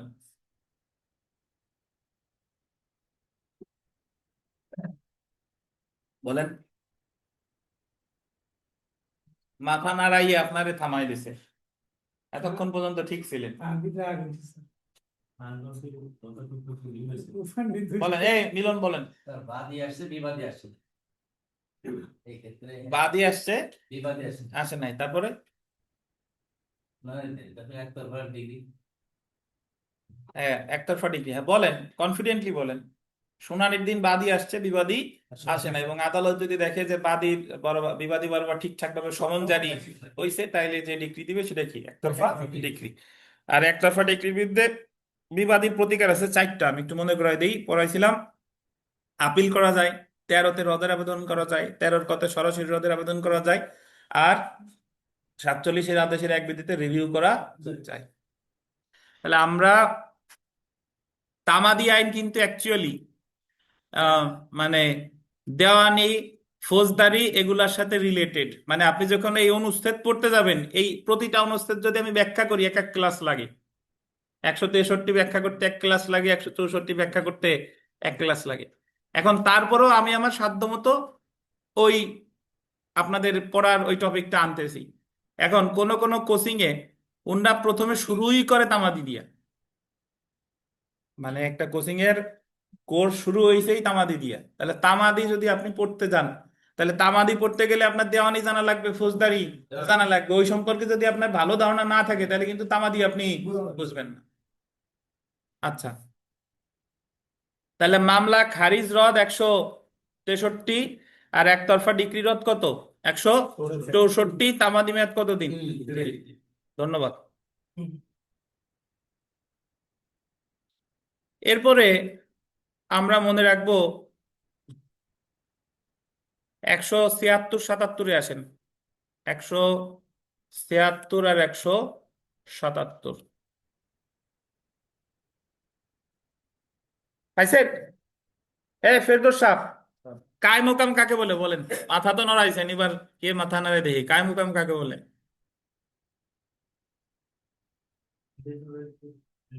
দেখছেন, যারে জিজ্ঞেস করি সে পারে না, আর একজন পারে। মৃত ব্যক্তির যদি কেউ মারা যায় তাহলে তার বৈধ প্রতিনিধিরা পক্ষভুক্ত হওয়ার যে আবেদন, সেটাকে কি বলে? কায়ে মোকাম। ফেরদৌস মারা গেছে, একটা মামলা চলতেছিল, ফেরদৌসের বৈধ প্রতিনিধিরা পক্ষভুক্ত হবে, যে আবেদনটা করে এটা বলে কায়ে মোকাম। তো বাদী আর আপিলকারীর ক্ষেত্রে 176, আর বিবাদী আর প্রতিবাদীর ক্ষেত্রে 177, উভয় ক্ষেত্রেই 90 দিন। দেখেন, মৃত বাদী বা আপিলকারীর আইনগত প্রতিনিধিকে পক্ষভুক্ত করার দেওয়ানি কার্যবিধির অধীন দরখাস্ত 90 দিন। মৃত বিবাদী বা প্রতিবাদীর আইনগত প্রতিনিধিকে পক্ষভুক্ত করার জন্য দেওয়ানি কার্যবিধির অধীন দরখাস্ত 90 দিন। সো কায়ে মোকামের দরখাস্ত বা বৈধ প্রতিনিধি পক্ষভুক্ত হওয়ার দরখাস্ত কতদিন তামাদি মেয়াদ? 90 দিন। 176 আর 177। এখন আমরা চলে আসি 170-এ। দেখেন 171, সরি 171টা একটু পড়ি, এই কায়ে মোকাম রিলেটেডই এটা। যে 171 গেছেন? 171 বিবিআই 171 হলো যে মারা তো গেছে, এখন 90 দিনের মধ্যে পক্ষভুক্তর আবেদন করে নাই, 90 দিনের মধ্যে পক্ষভুক্তর আবেদন করে নাই, তাহলে মামলা অ্যাবেইট হয়ে যাবে, বাতিল হয়ে যাবে। বাদী হইলে বাদীর মামলা বাতিল, বিবাদী হইলে বিবাদীর মামলা বাতিল। তাহলে অ্যাবেইট হইলে ওই বাতিল আদেশ রদের আবেদন করতে হবে 22 আদেশের 9 বিধিতে, 22 আদেশের 9 বিধিতে। এই জন্য এই যে দেখেন, বাতিল আদেশ বাতিলের জন্য দেওয়ানি কার্যবিধি 1908-এর অধীন আদেশের দরখাস্ত। এখন যে এই প্রেক্ষাপট জানে না, বিস্তারিত জানে না, সে পড়বে কি বাতিল আদেশ বাতিল, বাতিল আদেশ বাতিল, এবং মাথার মধ্যে ঘুরবে বাতিল আদেশ আবার বাতিল করে কেমনে। তাহলে এই জায়গা বাতিল আদেশ বাতিল মানে হলো, আপনার জন্য বলতেছি বা অন্যান্য যারা মনে করায় দিই, একজন ব্যক্তি মারা গেছে, তার বৈধ প্রতিনিধি পক্ষভুক্ত হইতে হবে 176-এ 90 দিন, 90 দিনের মধ্যে পক্ষভুক্ত হয় নাই, মামলা বাতিল হয়ে গেছে। সো ওই বাতিল আদেশটা ওই ব্যক্তির বৈধ প্রতিনিধি বাতিলের আবেদন করবে 22 আদেশের 9 বিধিতে 60 দিনের মধ্যে। বুঝছেন? এই হলো বাতিল আদেশ বাতিলের কাহিনী। আর এই তামাদি বিয়াত বলছে কত অনুচ্ছেদে? 171। ঠিক আছে? তাহলে আমি কিন্তু একটা জিনিস দেখেন, ওই জায়গায় রিভিউ রিলেটেড একসাথে বললাম 160, 61, 62, 173, তারপরে বলছে 163, 164, তারপরে বলছে 173, 177 আর 171। বুঝেন কিনা? এবার পড়বো 168 আর 169। দেখেন, পাইছেন? মূল মামলার মতো আপিলও খারিজ হয়, মূল মামলার মতো আপিলও খারিজ হয়। দেখেন, না চালানোর ফলে খারিজ আপিল পুনঃগ্রহণের জন্য দরখাস্ত। আপিল যদি খারিজ হয় তাহলে আপিল পুনঃগ্রহণের আবেদন করতে হবে কতদিন? 30 দিন। কত অনুচ্ছেদ? 168। আর মূল মামলার মতো আপিলও একতরফা নিষ্পত্তি হয়। 169-এ বলতেছে যে একতরফা শুনানিকৃত আপিল পুনরায় শুনানির জন্য দরখাস্ত কতদিন? 30 দিন। কত অনুচ্ছেদ? 169। মূল মামলার ক্ষেত্রে মামলা খারিজ, রদের আবেদন 163, একতরফা ডিক্রি, রদের আবেদন 164।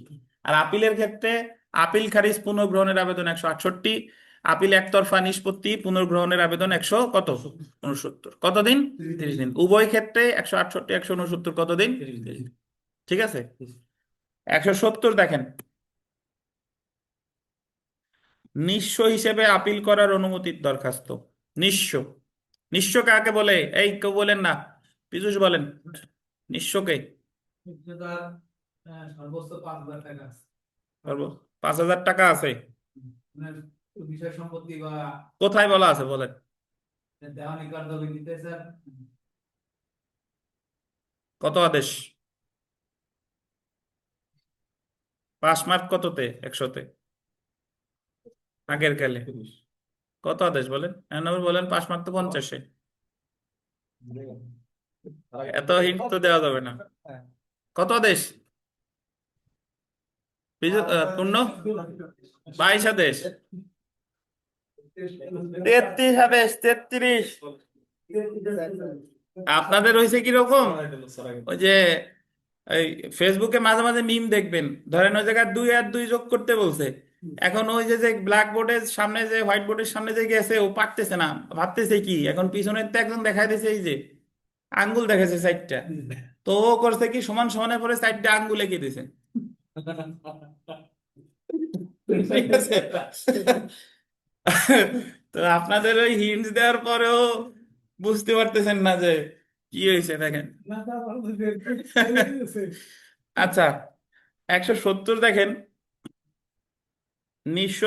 নিঃস্ব বলে 33 আদেশ, 5,000 টাকার সম্পত্তি ছাড়া যার নাই।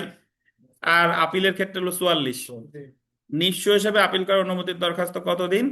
30 দিন। কত অনুচ্ছেদ? 170। 171 তো অলরেডি আমরা পড়ছি। এরপরে চলে আসবো আমরা, দেখেন,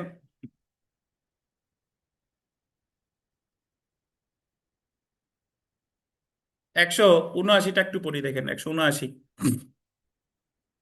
আর আগে পড়ি নাই, একটু দেখাই। 1908 সালের দেওয়ানি কার্যবিধির অধীন আপিল করার অনুমতির জন্য সুপ্রিম কোর্টে দরখাস্ত 90 দিন। মানে আপনি আপিল বিভাগে অনুমতি চাইতেছেন, আমারে লিভ টু আপিল করতে চাই, আমার অনুমতি দেয়া হোক, এই যে দরখাস্ত, এই দরখাস্তের তামাদি মেয়াদ 90 দিন। আপিলের অনুমতির জন্য দরখাস্ত চাইতেছেন, সো লিভ টু আপিল শুনেই 153 দাগায়েন না। লিভ টু, ওই যে আপিলের কথা বললে 153, আর এই জায়গায় হলো আমি আপিল করতে চাইতেছি, আমার অনুমতি দেয়া হোক, কতদিন? 90 দিন।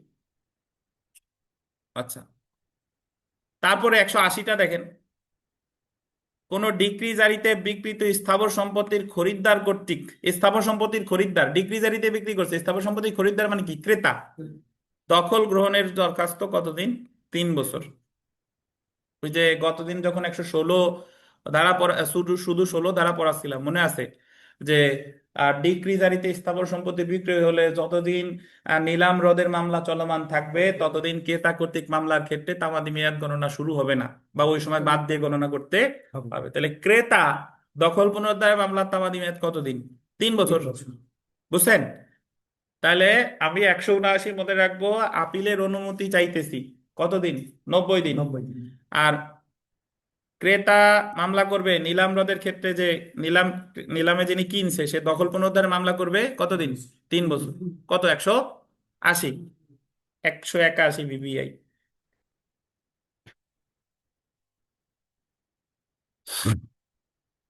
দেওয়ানি কার্যবিধি 1908-এর 48 ধারায় যে সকল বিধান নাই, সেই সকল দরখাস্ত, বা যে সকল দরখাস্তের জন্য, আন্ডারলাইন করবেন, যে সকল দরখাস্তের জন্য তামাদির মেয়াদ এই তফসিলে উল্লেখ নাই, সেই সকল দরখাস্ত 3 বছর। এটার অর্থ হলো যে আম,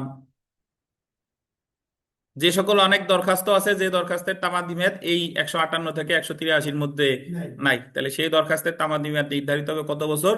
3 বছর। এখানে যেমন দিয়ে লেখেন প্রত্যার্পণ, প্রত্যার্পণ, প্রত্যার্পণ আছে দেওয়ানি কার্যবিধির 144 ধারায়, যেমন দিয়ে লেখেন প্রত্যার্পণ।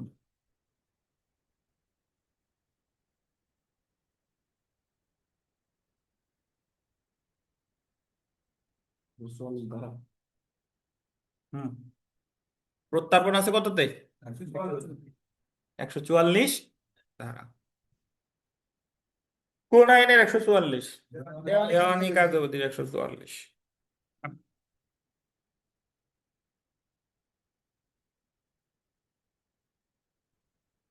যারা প্রত্যর্পণ বুঝেন না, মানে আমি জারি মামলায় যা হারাইছিলাম, আপিলে আবার আমার পক্ষে ডিক্রি আসছে, তা আমি জারি মামলায় যা হারাইছি সেটা ফিরে পাবার যে আবেদন, এটা হলো প্রত্যর্পণ, খুব সহজে বললে।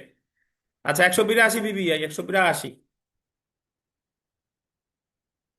182 হলো ডিক্রি জারি মামলার তামাদি মেয়াদ। ডিক্রি জারি মামলার তামাদি মেয়াদ, ডিক্রি জারি মামলার তামাদি মেয়াদ আন্ডারলাইন করবেন 3 বছর। আর যদি ডিগ্রিটা রেজিস্ট্রি করা হয় সেক্ষেত্রে কত বছর? 6 বছর। এখানে দুইটা বিষয়, যদি ডিগ্রিটা নিবন্ধিত হয় তাহলে 6 বছর। এখন অনেকে জিজ্ঞেস করেন, স্যার ডিগ্রি নিবন্ধন আবার কি? জমি কেনা বেচার করার পরে যেরকম রেজিস্ট্রেশন করেন, ডিগ্রিও রেজিস্ট্রেশন করা যায়। যদি কেউ ডিগ্রি রেজিস্ট্রেশন করে তাহলে জারি মামলা করতে হবে 6 বছরের মধ্যে, আর ডিগ্রিটা যদি রেজিস্ট্রিকৃত না হয় তাহলে জারি মামলা করতে হবে কত বছর? 3 বছরের মধ্যে। আর 182-তে আর একটা কথা, নতুন বইতে অনেক কথা লেখা আছে, অত ব্যাখ্যায় আমরা যাব না, জাস্ট মনে রাখেন, কোন ডিগ্রি যদি সংশোধন করে, ধরেন ডিগ্রি দিছে আজকে 25 সালে, তাহলে আমার তামাদি মেয়াদ হলো 3 বছর জারি মামলা। আর যদি নিবন্ধিত হয় তামাদি মেয়াদ কত? 6 বছর। এটা হলো নিয়ম। এখন ডিগ্রি দিছে 25-এ, কিন্তু ওই ডিগ্রিটা আদালত আবার সংশোধন করেছে 27-এ। ডিগ্রিটা একটু ভুল ছিল, নাম নাম এগুলো ভুল আছে, সংশোধন করেছে কততে? 27-এ। তাহলে জারি মামলা 27 থেকে 3 বছর বা 27 থেকে 6 বছর। বুঝছেন? ডিগ্রি যদি সংশোধিত হয় তাহলে যেদিন থেকে সংশোধন হলো সেদিন থেকে আবার 3 বছর অথবা 6 বছর। বুঝতে পারছেন? এটাও বলা আছে কততে?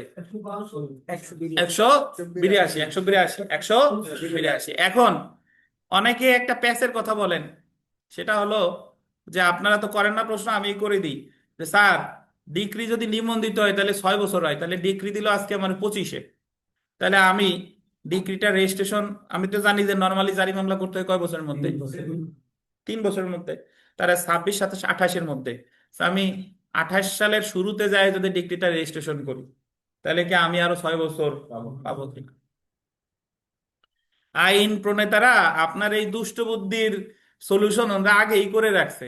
এই রেজিস্ট্রেশন আইন অনুসারে এই ডিক্রি বা যে কোনো দলিল রেজিস্ট্রেশনের একটা নির্দিষ্ট সময় আছে, 30 দিন অথবা 60 দিন। মানে ডিক্রি ইচ্ছা করলেই আপনি পরে গিয়ে নিবন্ধন করতে পারবেন না। ডিক্রি দেওয়ার 30 বা 40 দিনের মধ্যে এটা কি করতে হবে? রেজিস্ট্রেশন করতে হবে। যেরকম দলিল হওয়ার 30-35 দিনের মধ্যে নিবন্ধন করতে হয়, এরপরে গিয়ে আপনি নিবন্ধন করতে পারবেন না। বুঝতে পারছেন? তো আপনি যেটা মনে রাখবেন যে 182-তে বলছে জারি মামলা করতে হবে 3 বছর, আর নিবন্ধিত হলে কত বছর? 6 বছর। আর ডিগ্রিটা যদি সংশোধিত হয়, যেদিন সংশোধিত হলো সেদিন থেকে সময়। নতুন বইতে আছে, পুরাতন বইতে নাই। 183টা একটু লেখেন, 183 ধারা 183, অনুচ্ছেদ 183 লেখেন। হাইকোর্ট বিভাগ 183 দিয়ে লেখেন, হাইকোর্ট বিভাগ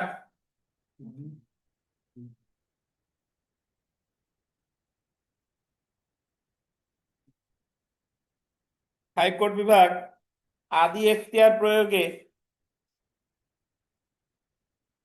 হাইকোর্ট বিভাগ আদি এখতিয়ার প্রয়োগে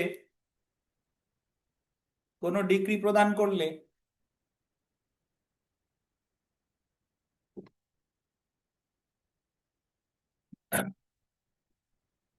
হাইকোর্ট বিভাগ আদি এখতিয়ার প্রয়োগে কোন ডিক্রি প্রদান করলে জারি মামলা করতে হবে 12 বছরের মধ্যে। জারি মামলা করতে হবে 12 বছরের মধ্যে।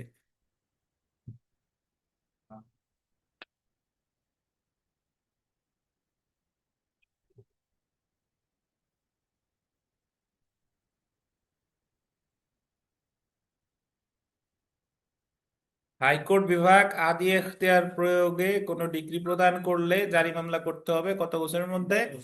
12 বছর। এটার অর্থ হলো যে মামলাটা সরাসরি হাইকোর্টে হয়েছে, ওই মামলায় ডিক্রি দিছে, তাহলে আমরা জানি জারি মামলা করতে হয় 3 বছর বা 6 বছর, কিন্তু এই জায়গায় আলাদা বিধান দিছে, হাইকোর্ট বিভাগ আদি এখতিয়ার প্রয়োগে ডিগ্রি দিলে জারি মামলা করতে হবে 12 বছরের মধ্যে। তাহলে আমরা এখানে মনে রাখবো হাইকোর্টের আদি এখতিয়ার রিলেটেড 3টা অনুচ্ছেদ আছে। আদি এখতিয়ার প্রয়োগে ডিক্রি বা আদেশ দিলে আপিল করতে হবে 20 দিনের মধ্যে, 151। আদি এখতিয়ার প্রয়োগে ডিক্রি বা আদেশ দিলে রিভিউ করতে হবে 20 দিনের মধ্যে, 162। আদি এখতিয়ার প্রয়োগে ডিক্রি দিলে জারি মামলা করতে হবে 12 বছরের মধ্যে 183। এই তিনটা বিবিআই 151, 162, 183। 1, 2, 3 ঠিক আছে, কিন্তু 151, 162 আর 183।